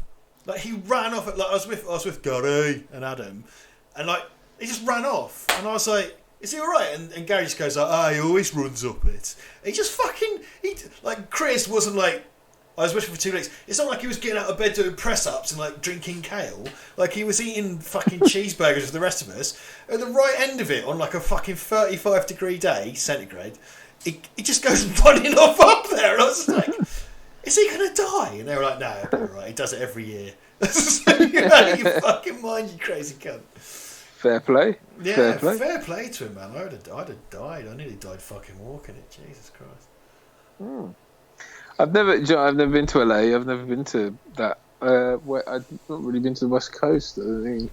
So I've only been to the West Coast. Well, I've been to Nevada, but I've only been to the West Coast. I've never been to the East Coast whatsoever, or the Midwest. I think I've kind of exclusively been East. I suppose East and South. But yeah, no, I'd like to. I'd really like to. If any of you have got a couch, yes, Duncan will have you. And it's available around pilot season, I will be out there like a shot. Adrian Mendoza says, "Richard, did you visit the Griffith Observatory?" Which for me is Oh, where the Terminator yes. lands. Hallowed ground, Mecca. Indeed, Chris has been, and Gary's got a real aversion to being dragged around to filming locations, I think, because of Chris, which I love. Okay. I think it's brilliant. Chris has been, and I was sort of like secretly like, I'd really like to go there. And Gary's like kind of like, oh, I fucking hate doing all that, and I was like, yeah, me too. But the fact is, we didn't have time. We didn't have time. We worked, man. Yeah, we had a few. When we landed, the first few days were just chilling out, but then we worked all the way through to the end, man. So is there any way I could go for another piss? Yeah, I need one. So, but you carry on. I'm going to sit here. We're going to do. Oh, you got to keep dog. We've got a dog, so I'll keep everyone entertained. Mate. Right, I'm going to piss. I'll be back. He's sleepy. He's sleepy, but Winston wants to say hello. Say hello. High five. Good boy. Oh, good boy. Who's your good boy? Hello, everyone. Right, what were we saying in the chat? I was gonna read your comment, but it starts with my ex-girlfriend has to use a wheelchair. Oh, okay, it's about airport security. I thought it was going to be some crass joke that I couldn't think. Winston, you're covering the mic, darling. Sorry, buddy. Been to New York City, Albany, Texas, New Mexico, see Roswell. Yeah, I mean, I'd love to do a bit more of the States. I've always had this kind of thing of like, I'd love to do, a lot of us Brits, I think we have this idea of like, oh yeah, we'd love to go out there and like rent a Mustang or a Charger and just drive across. We just drive across America, and it's like, I think on day 3 you'll be pretty fed up of just driving in a straight line across the desert. But I'd quite like to do it. Bit of inside baseball. That was a thing in another life that was talked about for a documentary that didn't really pan out that way about movies in America, where part of the idea was to do a sort of road trip aspect to it, which would have been fun. And I think that's something that I would love to sort of do ultimately, if we could pull the budget in, would be to do something that was in search of something. Oh my god, am I saying that? Yes, that's sort of where that name came from. But anyway, but I would love to go out there and do more. I would love to work there. I mean, Christ, I would love to work in the Hollywood system. I think the problem is, you kind of, I think as a British actor, you kind of have to make your name here and then kind of take it out there. Really. I mean, I think because the thing is, if I went out there in pilot season, I would be literally no one, and I don't have representation or anything. So Duncan do the cannibal run. Yeah. I was just talking about doing. I was talking about like how it's kind of usually a British. Probably not for you, but it's usually a Brit's dream to kind of go to the States and rent a Mustang or something and do a big road trip across, America. I never got that, but. And then you'll start to see it probably popping up in the comment section now. I sort of said that was kind of the premise for a documentary one. Were you searching for something? Yeah. Well, we were in search of a thing, and yes, of course. It's almost as if that title had meaning once. Fuck it. Well. Fuck it. Fuck it. Right, I need a wee now. My turn to... Okay, guys, bit of delay. But... Gay Dad Jackson's in charge. Gay Dad Casey's gone for his week. Yeah, we're gay dads. Everyone's gay dads. Oh, I see what you mean. Yes. Yeah. Right. So talk to me, everybody. Talk to me. I'm happy to take your questions. Magic mushrooms illegal in Colorado. Magic mushrooms used to be here until long ago. Floyd Dillon, have you watched? I have not watched In Search of the Last Action Heroes. I can't. I've got to be honest with you. I'm sure it's exactly the kind of thing I would find pretty interesting. I think it probably is, but like, I was involved in developing it, and then I was frozen out of it essentially. And it's sort of like watching someone fuck your ex-girlfriend. So no, I'm all right, thanks. But I don't know. I'm sure it's fine. I mean, like, because I would like to see interviews of like Ken Leong and whatever, and a few of those kind of more minor players, and that's not a dig.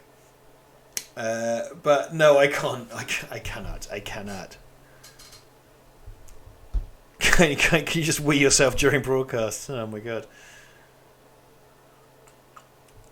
Mark Flanagan, you took a look about what you're feeling for Judge Dredd. I don't know. I grew up with Judge Dredd, man. But one of the things that hooked me on Judge Dredd was that when I was a kid, there was like Batman and Superman. There's these American things. And they were fine, and it was like, they're always right and good. But then I read Judge Dredd when I was a kid. And it's just like, well, hold on. This guy's kind of cool. He's like saving people and helping people, but also he's a fucking bastard. Like, he's evil. Like, he is bad, but you sort of like him. And there's, I know that's a really basic way of putting it, but as a 10-year-old, it was just kind of like, what is this? This is nothing like anything I've read before. And I think in the British sensibility as well. I think it's funny that, so like the British kids comics, like the Beano, so there's the American Dennis the Menace and there's the British Dennis the Menace. In like the Beano, the whole point of Dennis the Menace is like he's bad. He's like a bad kid, and you're drawn into the world of the bad kid, and you're supposed to enjoy the bad kid. And it's just like that. It's kind of this non-virtuous thing. I don't know. It was just when presented with kind of the straight hero types, Dredd wasn't that, and that's why it kind of did it for me. I know that's not much of a a discussion. Oh, hello there. Hello. You're back. Oh, come on. Sorry, I had to let Winston out for a while. Worm says, anything you were looking forward to, but it's put off now because of the lockdown. I have tickets to a festival in August that they've refused to cancel yet. I do like 1 or 2 festivals a year, and I'm not going to be doing that, so that sucks. All the live music I will have missed. Seeing Duncan Casey and touching his face once to twice a month. That's one of my favourite things to do. We shan't be doing Touching that. tips. Going to touching tips at the Sainsbury's salad bar is that's a Richard and Duncan classic, isn't it? A Richard and Duncan ritual. Yes, that's how Richard is buying things for the set. And sometimes having like if we can, and often it's tricky because of stuff, but like if we can do that risky 3 to 4 pints after a record, that's fun. Yeah. Or even just, man, I tell you what I really miss. It's like, we don't do that. Because what will happen is that Duncan and I, it's either like, we record and it's like Duncan has to leave. Or Richard has to leave. Like, those are the things. Or it's like, one of us is staying at one of our places and we're going to get probably really quite drunk. Because it feels like that happens once every 6 weeks or so we might as well. Yeah. And the ultra special unlocked special edition final boss is where Brad and or Mark is there. Like Mark is like paid DLC, you have to buy that. but like Brad you can unlock once a year, and it's always like you always end up talking about Roger Deakins at 5 a.m. and eating Dominoes. Brad, the amount of things with like the amount of times, and you've had this as well, where you get home with Brad. And yeah, it's like at 2 or 3 a.m. it's a great idea to put on For Your Eyes Only or something, and it's like, right, and then and you do, and then and then we watched Tomorrow Never Dies about 4 days before I broke my leg. And, oh God, was it that close? Yeah, because it was like the 13th of December or something, and then I went to my Brighton thing a few days later.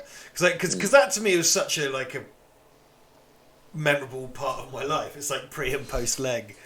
Because there's that fucking thing, we recorded like a Patreon Q&A in your car. Yes. And I look at that and it's like, that's before I had a 16-inch metal rod in my leg. And I do tend to, it's unhealthy, but I do tend to look at life as like, that's before I had the titanium rod. I used to do that with our car crash. I bet. Oh my God, I bet. God, mine seems so trivial compared to that. Jeez. No. But I mean, I think, do you know, I try and, like I've said this before, but I think I try and kind of get back in that mindset sometimes of like, I had such a clear head after all that. Because for the longest time, like, especially, when you're an actor, you sort of tend to worry about what people think, in the industry. You worry about how you come across to people of influence, be it casting directors or agents or whatever. And I remember just afterwards being like that, who gives a fuck? I could have died. Like, I could be dead right now, and it might be that my back is fucked for the rest of my life. Yeah, you could be who cares? Paraplegic or... Yeah, not only that, but it's like, just whatever, I could have problems with my back now for the rest of my life. It's like, who gives a shit? Who gives a shit whether you said the right thing to a casting director, or whether they were perturbed by your email. If they were, fuck it. Like, so what? Carry on. It does put a lot of things in perspective, and I've sort of lost that lamentably in a way, and I kind of try and bring myself back around to that clarity of thinking, because I don't just mean fuck it as in like tell them to go fuck themselves. I mean like it's hard to explain. It's a kind of thing of like all those times you stop yourself and you inhibit because you think you don't want to stick your head above a parapet, and that is based on you thinking that there'll be time later. And there may not be, so don't fucking do that. Anyway, that's my lesson for the day. But I could have died, right? Like technically, medically, that's true. I think it was unlikely.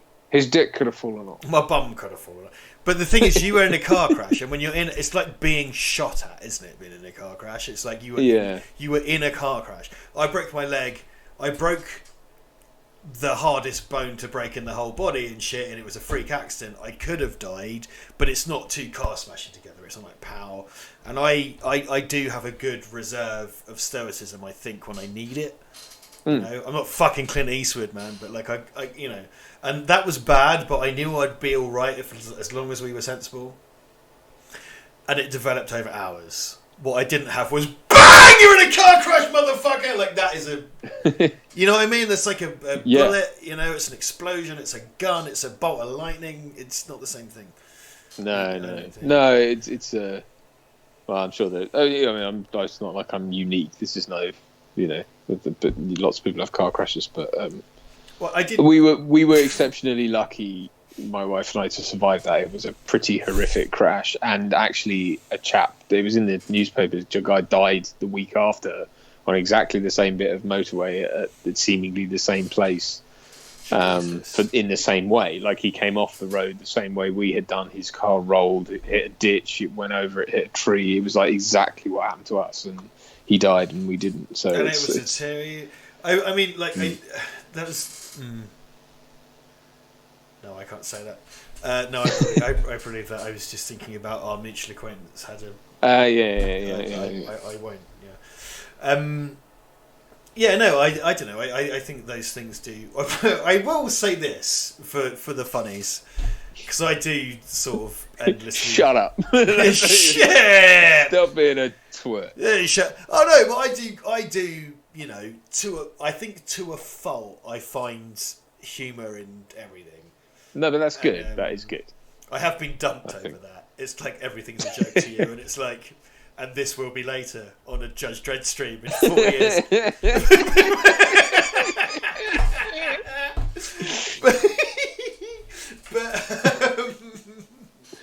I do tend to, I don't know, I'm just like that, I suppose. And I remember, so I broke my leg. I was on morphine, I think, for 2 weeks. It wasn't that long, but it was about 2 hours. A week in hospital, maybe a week at home, week at home, morphine, codeine, whatever. I've already derived lows from not being able to shit and all that. And I remember forgetting to take my morphine and then waking up at 4 a.m, just like, oh my God, having like a massively broken leg really hurts, it turns out. Yeah. Whatever. And then, my recovery was really long, as we all know. I was like 5 months recovery. And when I was recovering from the leg, I was at Mum and Dad's for a month, and I sort of did a phase thing back home to live with Ivan. I was on crutches for 5 months. And it's only about a year ago. It was a year ago next week, or the week after, I think I got on crutches, or perhaps a bit after. And I remember that's when I started streaming. That's when I started experimenting with streaming. And these days I kind of think I like to think I've injected a bit of production value into the streams, but when I started off, when I was just doing it on Twitch, it was really basic. And I remember thinking to myself, this is where I was going. It's kind of like, oh, dude, I haven't had a drink since my birthday, because that's when I hurt myself, more or less. It's a couple of days after. I had a drink, and it's like, this is a new thing for me, man. Like, I don't mind being sober. This is fun, and I can stream to everybody, and we could do the new Resident Evil 2 game in January. Like, I'm off the morphine now. That's fine. I think I did one stream like that, and then started drinking immediately the week after. I remember going off on 2 crutches down to Sainsbury's, like, this would be much better with cider. Just like, and I think immediately Yeah, I just started those because the Resident Evil 2 remake streams are where the streaming on Valverde kind of started. And technically, it wasn't even on Valverde; it was on the Valverde Twitch. Yeah. But then I was kind of like, yeah, fuck doing this sober, Jesus. sitting fucking necks and tinnies, and I was just because Ivan was like alternately doing them and not doing them with me because there's like different versions of that game both times. I remember just sitting there like it's like, oh, I'm enjoying this clarity, and then the week later it's just like, shh. But, you know, I think the thing with those though is it's like they're really long streams, aren't they? And especially if you're on your own, you're going to be drinking a lot more than something like this, hopefully. Anyway, but yeah, you know, what? Yeah. Yeah. I try not to. It's funny, like, you know, recently during lockdown and stuff like that, I've not been really drinking that much. And it kind of Good for you. when I do, yeah, I know. But when I do, it's kind of like I'm getting to the point now. I know there's going to be a cut off because you know, some of you know my wife's very pregnant, and I have it in my head that I basically have to cut off at a certain point because there's going to be a time frame within which I might need to suddenly jump in the car and drive to the hospital. Which you can't be drunk for. Shit. Yeah. You know what I mean? Have you guys? So do you go to? Because there's like a Peterborough General or something, isn't there? There's like Peterborough. Oh, yeah, there's a massive hospital. Yeah. No, we've got. Just up the road. Yeah. I mean, I'm not. Don't misinterpret this, but. but.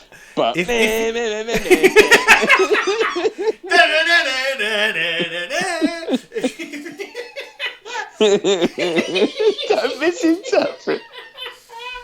All I was going to say is like if you wanted a taxi down there, though, that's all right. Just like I love that as well because it's like the best part about this is I can keep on drinking. Can I buy some spash here? the first thing my daughter smells is my horrible alky breath. Yeah, absolutely. Hello, daughter. It's like, oh, no. Hello, darling, I love you. No. I mean, yes, I could have. In some ways, I might prefer to get a taxi there, but then it really depends how things go. Because at the moment, the way the guidelines are, that I will have to leave immediately after the birth, which is pretty horrendous and I think unnecessary. But it's not. Well, up to me, you guys, you got a whilst to go, don't you? Yeah, a little ways. So you know, we'll see what happens. But, yeah, see what's what. I mean, that's tricky, isn't it? I mean, I know because my dad goes for regular kind of stuff at the GP, and I suppose that's a bit scary or whatever. But so my mum was kind of stressing, kind of like, your dad's got to go for a blood test. So my dad's got dementia and heart stuff and whatnot. No, but he's all right enough. And it was like, oh, they got to do that. And the way it happened was like my mum sort of handed him off like he was a parcel of cocaine. Like she had to walk him to the drive at the end of the doctor, and then like a nurse come out and got him, took him to like a private room, tested the goods, and then sent him out again. Like it's this weird like drug deal thing where they sort of handed off. I had to take a thing. For my wife to the GP here, and I had to. Because they've got big like open glass doors and stuff, and they're closed. And you have to go up to them, and then someone comes out with masks and gloves and basically in tongs and takes whatever it is away from you, and then slides the door shut again and goes. It's really weird, man. It's really weird. But my friend Kerry Elborn is a consultant, paediatrician. And I spoke to her recently. We did a private watch party of Kickboxer the other night, which I think I said to you. It's just me and a couple of my mates, as you know, Microsoft Teams, and we were all like, "Dude, Kerry, like, what's the crack?" And she was like, "It's kind of quieter than ever because it's been compartmentalised." Yeah. So like A&E in particular, you'll find right now is quiet as shit. Like it's like comparatively because it's got a box drawn around it, and it's separate from the COVID stuff. So it's not quite. I mean, I'm not saying it's all right, but it's not quite the sort of hell zone you would expect. Perhaps. Well, it's kind of this was the aim, wasn't it? It was to not overwhelm the NHS, and I suppose the problem is like you can't have a grey area in that. It's like, you do lockdown so you don't overwhelm the NHS, but the upshot of that is that you probably end up with a massively free NHS but then that's the point, because the alternative is otherwise it's utterly you can't have a few of you locked down, but not all of you. It's all got to be. Well, I've that heard way, I've heard in a kind of brothers, sisters, cousins way. So let's not get too excited. But the Nightingale hospitals, which are the kind of popped up hospitals here. I don't want to say pop up. Let's say popped up. That's much better, Richard. So the XL. Oddly enough, so the Central, Manchester Central, I believe the Birmingham NEC and the London XL are all big conference centres if you don't live in the UK. And they've all been converted to hospitals. These are all places where I make most of my money, because that's where I make most of my event films for my work. They've all been converted into field hospitals.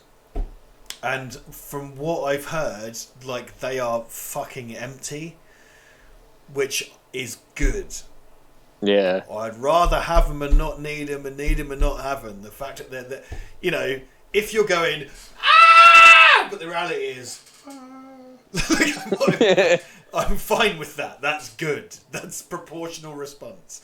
Like, I'm fine with it. So, Yeah, I mean, you can't do that in response to everything, but I think in this case that's warranted, and I agree. I mean, that's going to be the problem. I mean, I'm sure people will when the dust settles, people will complain about that, but the fact is that when there is that little knowledge about a thing like this, that's the appropriate response. Unfortunately, it's tough because you don't know where it is. Anyway, we're talking about fucking COVID now. Professional Moron lives next to Manchester, Victoria. Professional Moron, should you ever see a bald bearded man with a large suitcase? I'm sure, statistically speaking, there's quite a number. It could be me going to work, not right now, but normally I come through Manchester, Victoria when I go to the Central. If he's got what looks like an off-roader granny bag with him. Yeah, we call it, it's been humorously referred to as the child's coffin. It's sort of like, if you imagine like a wheelie bag take to the airport, except it's like, what is it? It's like kind of waist height to me, so I guess it's like a metre high. A bit higher, probably. It's probably about like a metre. Yeah, it's I was like say, it's a bit higher. Elongated. It does look like a child's coffin. If you see that man, Professional Moron, it may be me. You're very welcome to say hello, unless you're planning to stab me in a kidney or really stab me whatsoever. It's not just the kidney that I object to. I was going to say a kidney is not a problem. Both kidneys. Both kidneys. It's absolutely fine. Then we've got an issue. I'm bald, says Professional Moron. We'd get on very well. There is the bald man's nod. The bald man's nod that unites all bald men. Oh, I wouldn't know about that. No, you wouldn't know. You would know, you thick-head bastard. I don't know. I mean, I don't know if I'm losing it a little bit. Maybe. I don't know. I don't know what's going on with my hair. By this point, at 36, I would have expected to be either grey or balding. It's rather, perturbing. I am greying a little bit. I've got some grey. Greying. We had £20 PayPal from Phil Bell, which we missed. Oh, sorry. A little token of my appreciation for these watch parties. As a home/key worker, these have been a highlight of my working week. Closest I've got to beers and movie with the boys for a while. No shout out required. Oh shit. Okay, sorry. Apologies, but shout out anyway, Phil. So thank you very, very much. Thank you, mate. I'm glad you're enjoying. It's been nice to hear people saying that they're enjoying the social aspect of these. It's important, isn't it?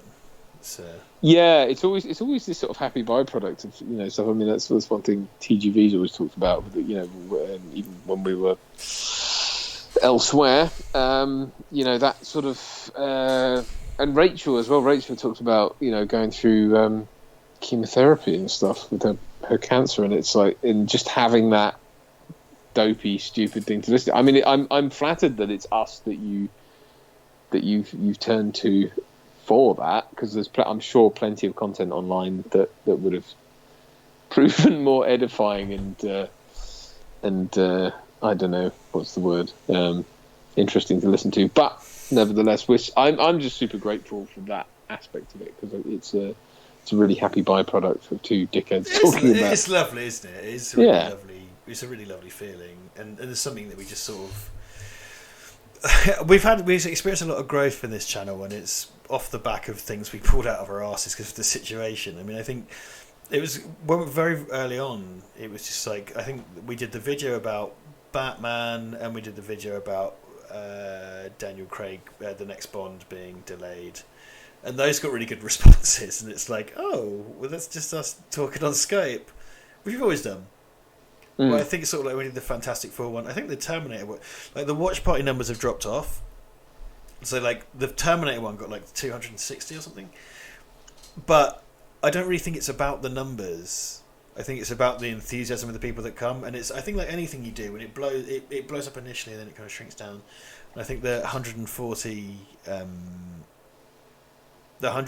kind of average we get at the moment, it's like people who really want to be here. Yeah, I which think it's I really really cool. appreciate it. You know, I think always a thing like that when it's a kind of novel idea. Like, I mean, it was bound to be that way. I suppose it was kind of novel when we did the first one or two, but now we do them every week. It's, I guess, people kind of go, "Oh, I'll miss this one. I'll get next week." You know, whatever. It doesn't matter. But you know, the main thing is you guys show up and you engage in a way that actually, like, I see other channels with hundreds of thousands of millions of subscribers, and when you look proportionately at how people are engaging with the channel, like A, how many views their videos are getting, but B, how many people are liking and commenting, it's proportionally quite small. And you guys, you know, you really do, relative to our size of channel, you really are, you know, passionate and engaging, and I really appreciate that. So I think it's good. Well, there you go. Bodes well. There you go. I just Worms T17 says, "If I see you in the wild world, Jackson, I'm going to rub your head and get a wish." Nicky has met me, and he didn't get his wish, which makes me worried that when he does meet me again, he'll be super concerned about it. He's going to be double down on getting that wish. Steve 8000. Steve Allen, I knew it was Steve Allen. He's been asking a few times, what 2000 AD comic character would you cast Duncan as the lead in? So I feel it's like it's gonna. I feel like Duncan. I'm gonna say some characters. You're just gonna be like, what the fuck?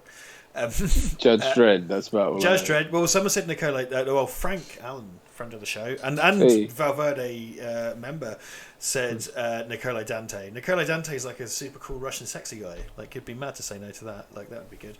Quite let's do Sam Slade. Dosvidanya. I'm from Russia. Sam Slade Robo Hunter. That's a good one. It's a kind Okay. of, it's like a wacky sort of Humphrey Bogart style guy who solves robot crimes. It's a cool character to be. Could be fun.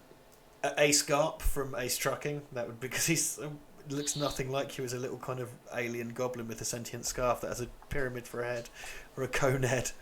But you could do a funny voice for that. Okay.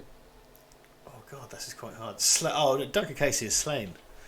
Duncan Casey is slain, 100%. Yeah. Is it, which one's that? The Russian guy? No, Slain is he's like a big crazy barbarian. Ah. He's like a sort of medieval barbarian. Someone just subscribed to the channel, which triggered my Dredd gif, and this is the most appropriate that has ever been and ever will be, unless we just stream this film forever. Like, it's a little Dredd gif came up under Nice. the picture of Dredd. Yes, Professional Mora says, seriously, you guys have been amazing during this pandemic. That Thursday's the highlight. That's really touching. Thank you. That's a really, really sweet thing to say. That's what I mean. Like, the people who come give a shit. Like, that's what's nice. I mean, the fact. Absolutely. How often do 150 people listen to you say anything? Yeah, well, like, quite. Well, So actually, quite nice. a lot when I'm on national television. What national television? For me, literally just this. Like, that's it. But that's an insane privilege to me. Like, Oh no, it is. this just in case he doesn't give a shit. No.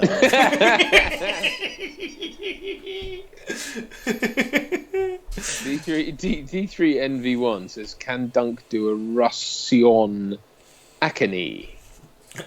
What? Well, if I knew what that was, I would say. Come on. A Russian accent, of course I can do Russian. But can you? I want to hear. There was a period where all British actors had to do Russian. They were always cast as Russian baddies or whatever and everything. And it was like all they did was roll their R's. I am from Russia. I kind of the low key thing. I've said this before about Schwarzenegger is the. So like obviously Red Heat. He just does his own voice and goes, "Arr." Like that's yeah. Victor. Like that's all he does. Like, and it is brilliant. Like, man, I fucking love Walter Hill, and like it is brilliant. Like I do, but it's just like, come on, like his dopey American Cold War. And what I like about Red Heat is that it is kind of like. Red Heat is weirdly on balance, right? It's not just sort of like you're evil, we're great. Like it does, the two sides call each other out and stuff, and it kind of feels quite diplomatic in that sense. But it is Arnold Schwarzenegger going, "Arr." Also, I always kind of felt, and I don't know, obviously, was it Jim and John Thompson who wrote Predator? Like he's called Alan. It's so confused. Yeah. He's called Alan Dutch Schaefer. So his nickname is Dutch, his surname is German, but he's played by an Austrian. And it's like, okay, Well, guys, Schaefer could be Dutch, I suppose. it's a bit of a stretch, though, isn't it? I mean, it could be, but it's more. It's a very German name, like, or Germanic, I should say, Prussian, a Prussian. I Come on, I don't buy that as Dutch. Like it could be, but and again, let's just assume that it is. Yeah, he's maybe they call him Dutch because he went Dutch between an English name and a German name.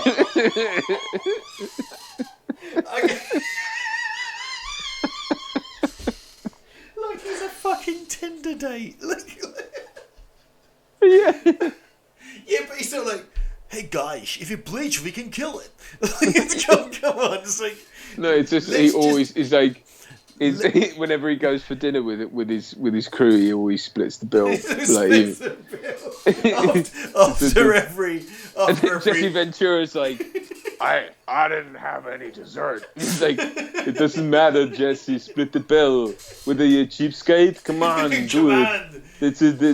Let's go Dutch. That's what you call me, Dutch. You know, this part of the story. That's my name. Can we narrow this down? So either. He's Dutch. He's from the Netherlands, right? But he has an Austrian accent, or he's German/Austrian, but insists on equally splitting any bill regardless of the distribution of items. Is that or C, he's just surrounded by Americans who don't know what the difference is, and they just call him. I see. Well, I do say genuinely, like when they wrote it was kind of like his name's Dutch, and also the hero of a film being called Alan doesn't. How many Alan? And I know no one in the film. Alan. No one in the film calls him Alan. So hold on. Major Alan Dutch Schaefer. Nick Jones, thanks for these stream, guys. Whenever I think of the plague, I'll think of you. Thank you, Nick Jones. Thank you. We'll think of you when we think of the plague. You know about the you know me and Ivan did the Predator Hunting Grounds game. Stream. So it would appear there are because it's an online game, but there are files you find in that game that hint about what happened to Alan Dutch Schaefer. To Alan. Schwarzenegger is coming as Alan Dutch Schaefer's fat envelope. Schwarzenegger is voicing Dutch, and Dutch is coming as a playable character as DLC, and they've been seeding files that you find that tell about what happened to him or whatever. And also, Dutch in the game is kind of Schwarzenegger with the grey beard. He's got the net scar. Yeah. And he looks in much better shape than the real. Yeah, I saw because I think he put a tweet out or something going like, "It's been the fantastic to come by to do the voice," and you know it's going to sound nothing like he did in Predator because he was like on it in Predator. And this is going to be the stick around, and then the Predator. And then and it's like, stop dithering, you're old. Yeah. Like, it's Doddery granddad Schwarzenegger. Right? Yeah. Feeding his donkeys in his kitchen. I don't understand why his immense integrity prevented him from being in Mortal Kombat. But it's like oh yeah, no, look at you, fucking Francis Ford Coppola. I'm gonna do the Godfather game. Like, what? Why is he? Because we talked about this before, right? Like the Schwarzenegger voice in. I don't mean to insult that voice actor, but it's not that great, and you could do better. And I assume you've watched the materials regards to Peter Weller in Robocop.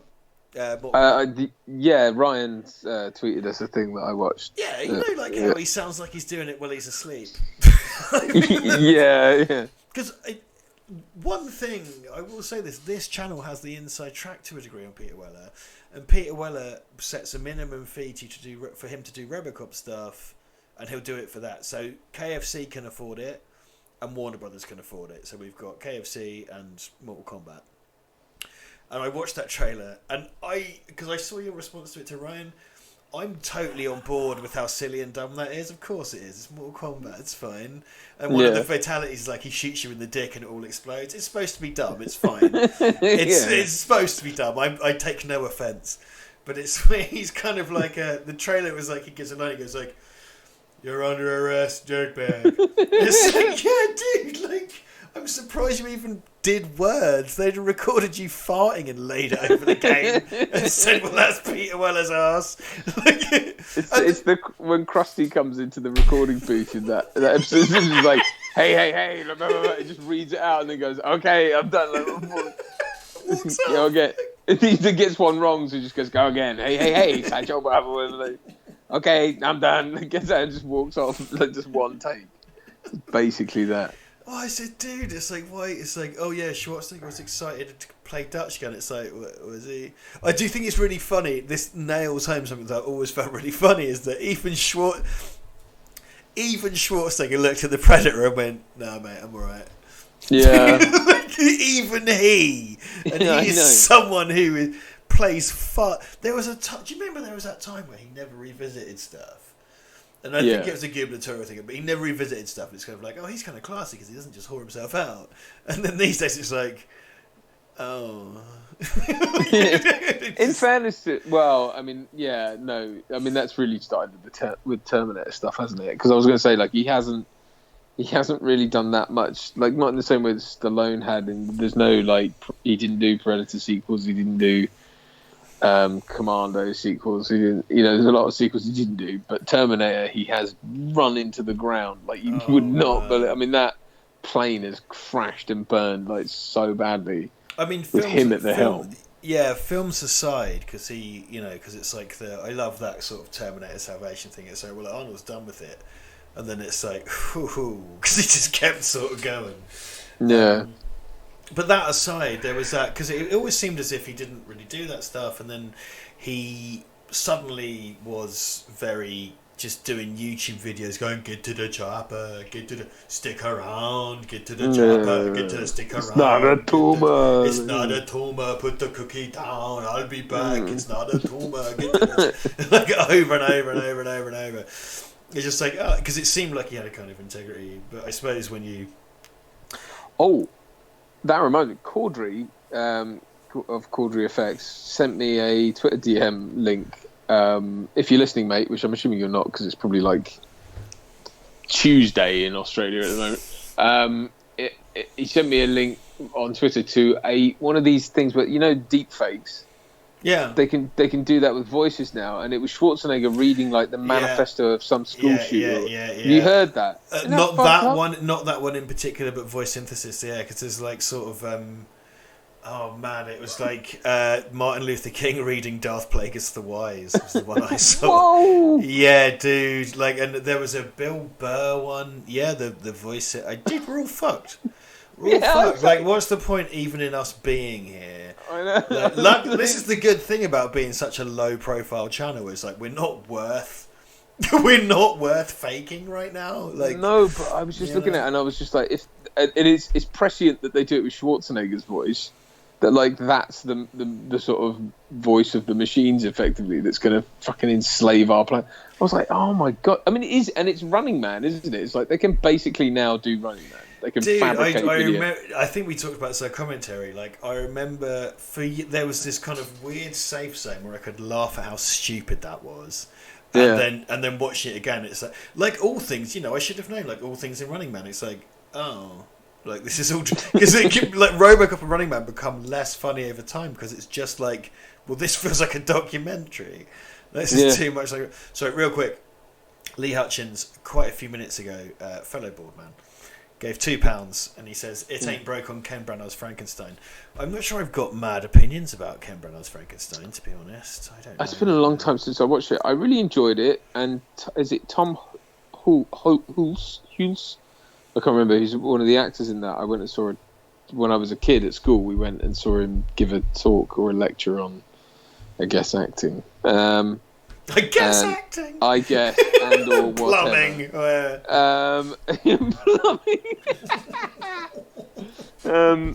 But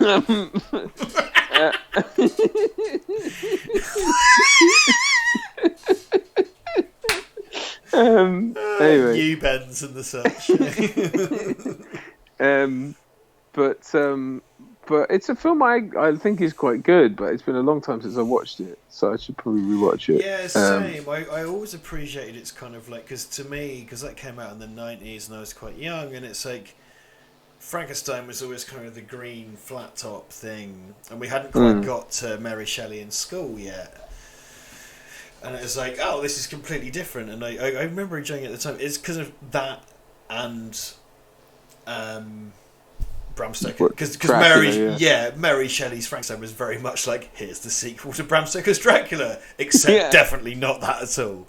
We went through that period, that naming convention of putting the author in front of the title as if to add veracity. I think the point of that was to say we're making the book version, which I think Frankenstein did fairly faithfully, but the Bram Stoker Dracula didn't. I don't think, really. I suppose it did. God bless bloody Keanu Reeves. Terrible. Bloody wolves! It's like, that's not. By the way, I need to. I'm going to pique Duncan's interest live, so you can tell me to fuck off if you like. Fuck off. Fuck off. So, as you may probably, I've talked about it before, I'm a big fan of the Bill and Ted movies. Like, I really unironically love those films.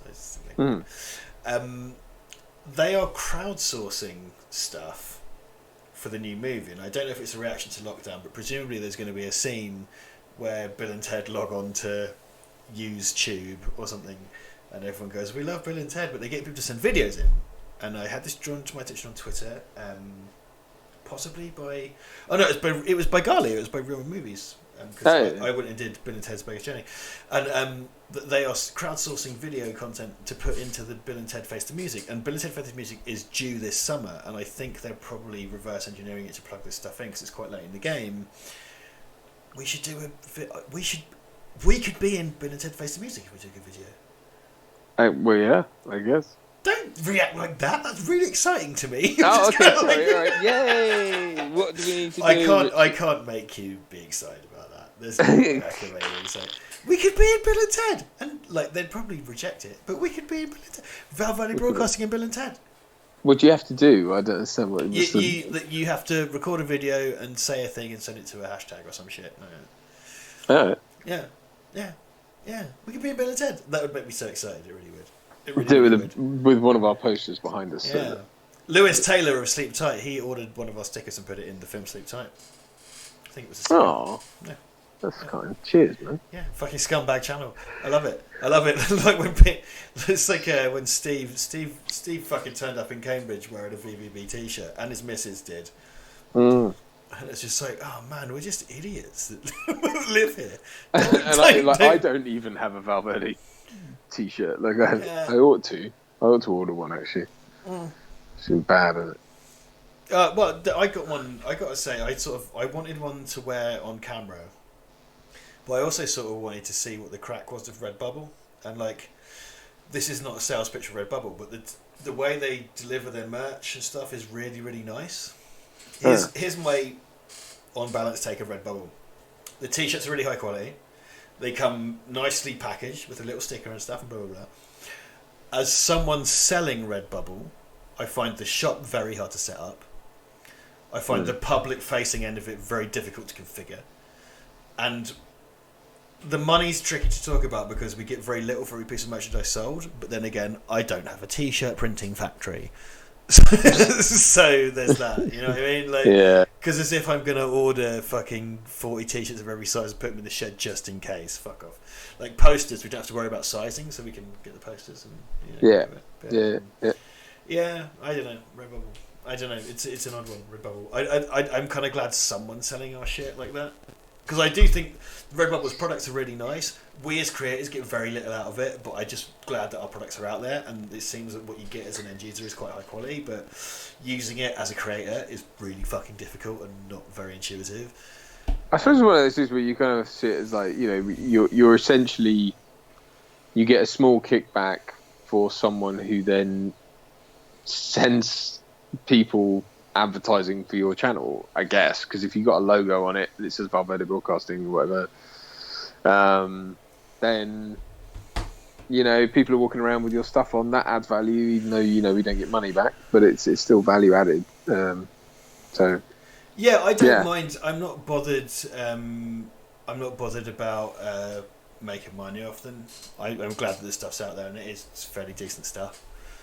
I think that's the thing, because we can't sell t-shirts, man. And the thing is, it's like they sell clocks and bedspreads. The day I get the email that someone's ordered a bedspread is the day that I buy a panic room. Oh, so I nearly did it, because so my wife woke up one morning. We've spoken about this before, where your significant other wakes up having had a dream where you did something egregious and they're still pissed off with you. For something that you imagined. No, I didn't do.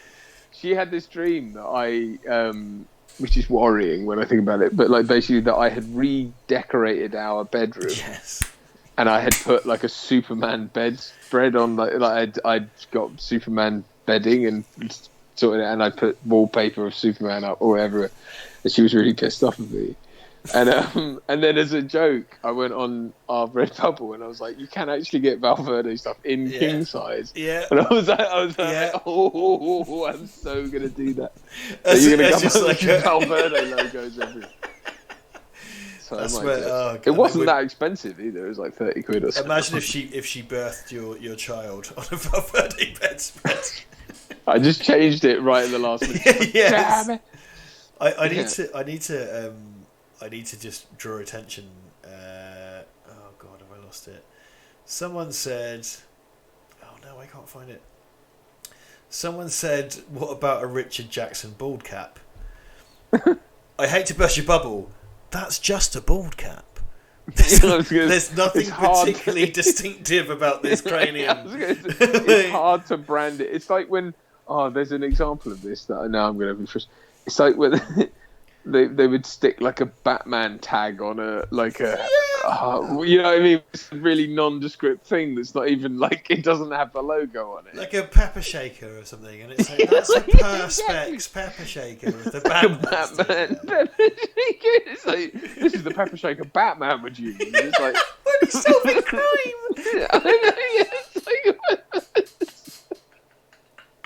I find this. I mean, because I like watches and stuff, and every now and again, Amiga do a special edition Bond watch, and it's now got confusing because they actually make special edition watches that are worn in the films. In the last two films, the one that's due to come out, they've made a special edition that is worn in the film. But prior to that, what they would often do is do homage watches where the dial would have a barrel on it instead of the wave pattern or whatever. They would do a Bond and then it would have 007 written on the thing.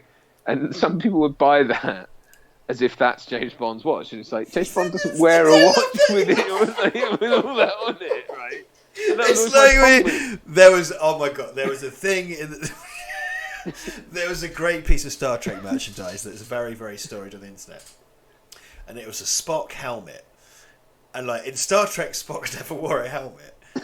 And I'm not going to look it up, but as I remember, it's a helmet with a visor and it has a siren on it, and it's got Spock written on it. It's just it's as if you would have a hand blender that says Duncan Casey. It's I make my pancakes with this Duncan Casey hand blender. Well, it's not far away from Jamie Oliver whisks and stuff. God, it's what? My ex bought the fucking that lad fucking that geezer from Sunday Kitchen or whatever bought his knives, and it's they didn't go round his house and go, oh, could we release those? It's he didn't forge them himself. It's I'm sorry, what makes them Jamie Oliver-y? Like, Oh, what? God. Why are they specifically him? Like, they're knives. Like, I mean, I don't know. It's Yeah. like that, because they are. Oh man, I can't remember who. The George Foreman grill. Shockingly, former world heavyweight champion George Foreman didn't design a grill. Someone The came at him and tilted grill. Like, yes. I like to drain fat. Like, it didn't happen. Someone came to him and he was like, "Oh, I will lend my name." But they offered it to someone insane before that, and I can't remember who it was. I was used to. My impression of George Foreman back in the day was, but Michael Jackson from Bo Selector, just like, I'm a lean, green, fat, grilling motherfucking machine. So badass, I put my name on it. It's like, put my motherfucking name on. It's like, it's all he did was stood in front of it and said George Foreman a bunch of times. Like, it's like, I know he's a boxer, but he didn't invent grills. Like, this is the fat runs off it. Like, come on. That was one of those just weird flash in the pan fucking things that's just like. Well, Steve McCullough presents a good example. Reference the Spock helmet. The Spock helmet is like Milhouse's Radioactive Man costume that had a photo of Radioactive Man on the chest. It's like, yeah, you don't, you know. Yeah, it always used to bug me when I was a kid and I'd get like a Superman costume or whatever, and it would have the Superman logo, but underneath would say like TM. Yeah, or like I think Warner Brothers. we both share that. Yeah. Kind of pernickety. It's just sort of like, well, Batman wouldn't have a Warner Brothers trademark. Yeah, it used to bug me that, like, I remember I had I mean, this is back in the 80s, so I guess it was, of course, made of like asbestos or whatever. But I had a Superman suit with like, it had the thing where like the cape was just this plastic shower curtain that did up with a popper around your neck, and it's like Superman doesn't have that. And then like the boots weren't actual boots. I know, it was. And then the boots weren't really boots. And I don't think the cape had the yellow S on the back, which used to bug me. And then my mum, bless her, she made me a cape.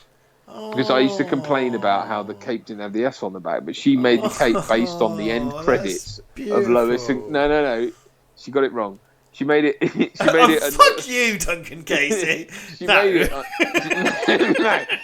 it based off the end credits of Lois and Clark: The New Adventures of Superman, where the cape comes down, but it's got the front logo on it, so it's not all yellow. No. No, sorry. Now you've explained that. Fuck your mum. She based this on incorrect material. That'll teach me to jump the gun. I know. Yeah, so she put the front logo on and I was like, it's the wrong one. It's amazing. Anyway, that's. Yeah. I love those shitty merchandise. Like, again, like the episode where Spock walks out with the helmet with his name on it, or like Superman. That's like, I've got to keep it copyrighted. Anyone can steal it. I know, it's that weird thing of like, yeah, I don't understand who would pay, especially like, a few grand for a watch that's got like 007 written all over it or whatever. It's like, why? When it's at that level as well. That's not like the adult version. Because keeping in mind, I'm not saying we were smart kids, and I definitely wasn't, but a discerning 9-year-old is like, this ain't right. And then someone's spending $2,000 on a watch. Well, and the rest, yeah. But like, it's like they'll spend that on watches that are like that. For me, is just like, well, that's not. I mean, all right, you can say, well, it's not screen accurate, but also it's accurate, like accurate with the gun barrel on the front. But I'm just like, well, who's that for, really? Like, I really like James Bond. It's like, yeah, but then why did you buy his watch? Why did you buy this homage? Can you imagine as an adult wearing a watch that says 007 on it? Like, on a date. It's like, well, I'm a spy. Like, what do you... Well, I'm actually now I've said that I'm actually wearing my James Bond watch, but but it's not. It doesn't say James Bond on it. Does no, it? It's like it's not like it's the one he wears in the film. It's not like right. As a theoretical situation, okay. So just fill me in here. So you could get like the James Bond watch. Yeah, you just talked about. That's altered to reflect the branding. Yeah. How much was that? Oh god, I don't know, because they've done so many over the years. I mean, I don't. Let's just say like 500 quid. No, God, no. I mean, like, so these. I mean, I think the one that came out that was in this sort of era was about $1.5 grand. You've then got, dude, that's so much worse. All right, go fine. No, but no, the modern. So the closest equivalent I can think of, they released a big special thing where there was like, it was in a massive case, and for some reason it was an homage to On Her Majesty's Secret Service, even though in that he wore a Rolex, so that doesn't make any sense. And it came with all these embellishments, and it's got like the family crest, the Bond family crest on the dial, and it's so ridiculous, right? Dude, and I think that's probably about $6 or something, or more, probably more. $6,000. Oh, it's in. Yeah, but here's the most disgusting. The one they've released for No Time to Die, that's actually in the film and is actually the one that he wears, and he's in the. Is there a picture of his face on it? No. It's made of titanium, and it's quite a nice looking thing. You know how much that is? 7,300 quid. Who's buying that? Like, I'm sorry, who's buying that? But I mean, do you know what it is? That in 2020, that's Castle Grayskull for grown-ups. Yeah. Like, I mean, I look at it and I go, I like that, but I do not like it to the. A regular version of that, a modern equivalent, like in steel, is something like $4,000, I think, if that, 3.5, $4,000.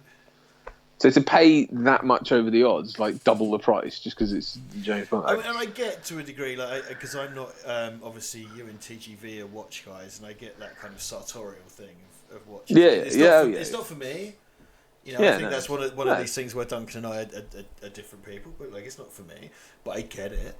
Yeah, no, it's you fair, know, it's but fair. when it becomes that slightly childish, like it's like the little plastic flip watch with Lino's face on it. You know? But you realise that like the Lino fascia is made of platinum. Yeah. I mean, it is basically that. I mean, it's one of those things where I look at them, like I look at some of them, and I like them just because I like watches and I like, you know, nice watches, and it tends to be that James Bond has a nice watch, but not to the tune of the price of a pretty decent second-hand car. Dude, I'm come you know, on. I mean, and don't get me wrong, I would spend that on a watch. I have no compunction about spending that kind of money on a watch, but it has to be something pretty special. You know, like a vintage Rolex or something, I would spend that on, but not a freaking, you know. I kind of like, my thing is like, I think at that level, for me it's cameras.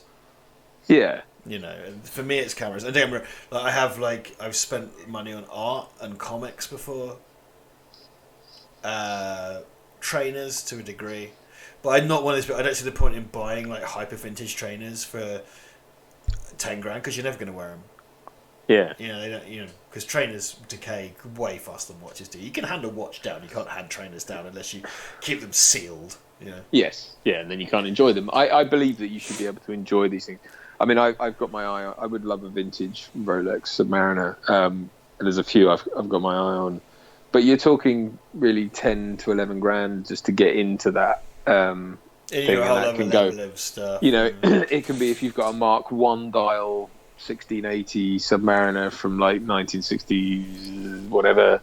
You know, with the red Submariner text and the fat font bezel and all this shit. It's like you can spend silly money and you know, tens of thousands of pounds. I don't think I would get into that territory because do you know what, as well, I wouldn't want the cream of the crop as far as that's concerned. I'd want one that I could wear because there's no point in buying it if you can't enjoy it. There's absolutely no point. Well, that was my thing with comics, right? Like, because my thing with comics that I didn't get on the ground floor. So like the first 3 issues of 2000 AD in good condition are worth, you know, not crazy money. It's not American comics, but it's like, you know, $1,000, few grand, hundreds of pounds. It's not, you know. But I bought those in the 90s, so I have them. And then I've got the first 100 of those comics. I've sourced, like, I got deals because my mum's Scottish and I learned how to be tight from a very early age. But I got on the ground floor, you know, and I have them now. But the point was with all of them, I never sealed them. Because there's a company that seals your comics in Perspex for you. Wow. And preserves them in a sun-proof case for all time. Don't fucking read them, though. Don't enjoy them. Don't read. Whereas the ones that I bought, I have read. And some of my rare 2000 AD, here's a Valve exclusive. there are a couple of issues of 2000 AD which were banned because they did a story, satirical Judge Dredd stuff. It was about how Judge Dredd fights Ronald McDonald, the Burger King, and the Jolly King Giant. And they've recently been kind of released from that kind of thing because British parody laws changed, but they were banned.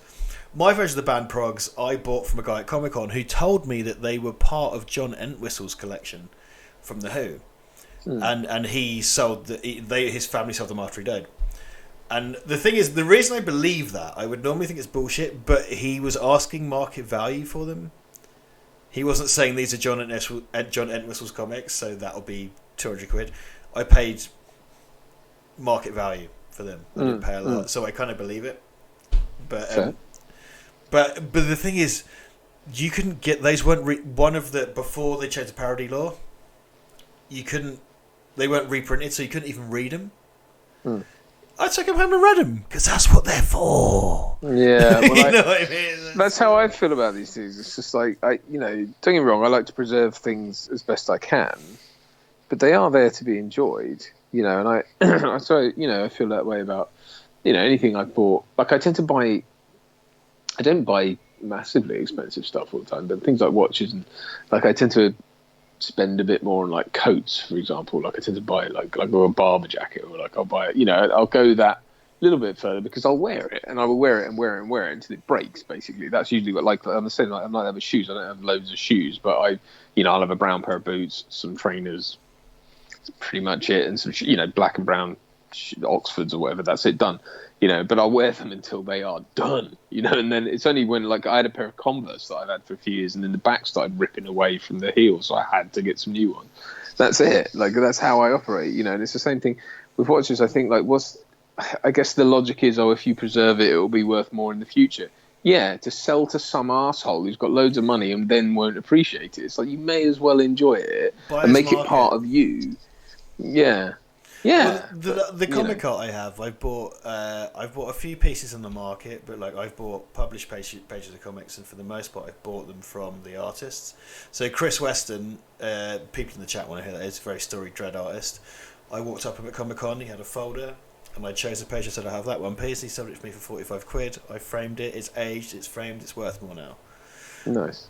But I stand. In my quiet moments when there's not much is going on, I stand and look at that piece. And Ivan's got a Henry Flint piece. I've got a Dylan Teague piece that he did for me whilst I waited, which has immense personal value to me because he did a Dredd sketch for me because he knew about me, you and I and Oliver from our previous thing, and he did me a sketch whilst I waited, and that has immense personal value. And I have these things that I stood and I enjoy them because they didn't cost me a huge amount of money. Like Dylan Teague's piece cost me 20 quid because he did a Dredd kind of sketch. And other things I've picked up, I've never spent like more than 100 quid on any of my art pieces. I've personally framed them and stuff, but I stand and enjoy them. I stand in my front room and enjoy them, and that's all that matters, really. Yeah. No, I agree. I agree. I very much agree with that. I don't see and then there's the other side of it. It's like my wife. I bought her things over the years, like nice things, like nice perfume or whatever, and I'm a fan of Tom Ford aftershave and perfume, so I bought her some nice that, and I've got some as well, and I just fucking use it up. But she's like, no, special occasion. I'm like, what? Nah, come on, like enjoy it. Like, so I bought her a barber jacket that she hardly wears because that's like. I would like to read out two contrasting comments. Okay. Relevant to the chat. The chat. Rachel Dunn, supporter on Patreon and frequent commenter. Rachel Dunn says, I have a handbag that cost 1,600 quid. It's never left my room. Money well spent. Fair play. Immediately followed by Doug Wanacott on a similar note. That doesn't always apply, Richard. I collect dildos, but there's only such room up my arse. It's two tonally very different. Valverde. Yes, this is classic Valverde. Valverde dichotomy. We have gone way over tonight. We have really, yeah. So we're going to wrap this up. I think. Oh, dude, someone just bought something on Redbubble. Please be a bedspread. Please be a bedspread. Please, yeah. Someone just bought a. Oh, there you go. Someone bought a T-shirt. I think I'm not sure which design. So I bought a t-shirt. Thank you very much for bought a t-shirt. That's lovely. Thank you. Enjoy I it. might buy. They're nice t-shirts. They're nice t-shirts. Those fuckers. I might buy a hoodie. Actually, I was just gonna say. I think Stephen had a hoodie or a t-shirt. I can't remember. It's it. I can go back and watch it. It's in a video, isn't it? So you go. Lee Hutchinson's very tired. Sorry, Lee. Let's wrap this up, man. Should we wrap this up or forever hold our peace? We've gone 42 minutes over. We're normally very kind of bang on the button at 11, but let's wrap this up. So, guys, thanks everybody for coming. It's been lovely. Come and see a film that's very personal to me. So thank you. We're going to smash cut to credits. So I have updated the credits roll. Our new policy, because Duncan had to talk me down because it's driving me nuts. The credits roll is updated once a month. So the credit roll is up to date this week. So if you are a patron, your name will be up in lights. So we're going to cut to that in a minute. So what do you reckon, man? You ready to go? We're going to do this? Yeah, Winston's signing off. I just had to literally drag him up because he's very tired. I don't know if you can see him. I can't really see him on my... Yeah, he's there. He's there. I can see He's his little waving. hand. He's giving a little wave, bless him. Right, cheers, I'm guys. so tired. So here we go. Here comes the credits. 5, 4, 3, 2, 1.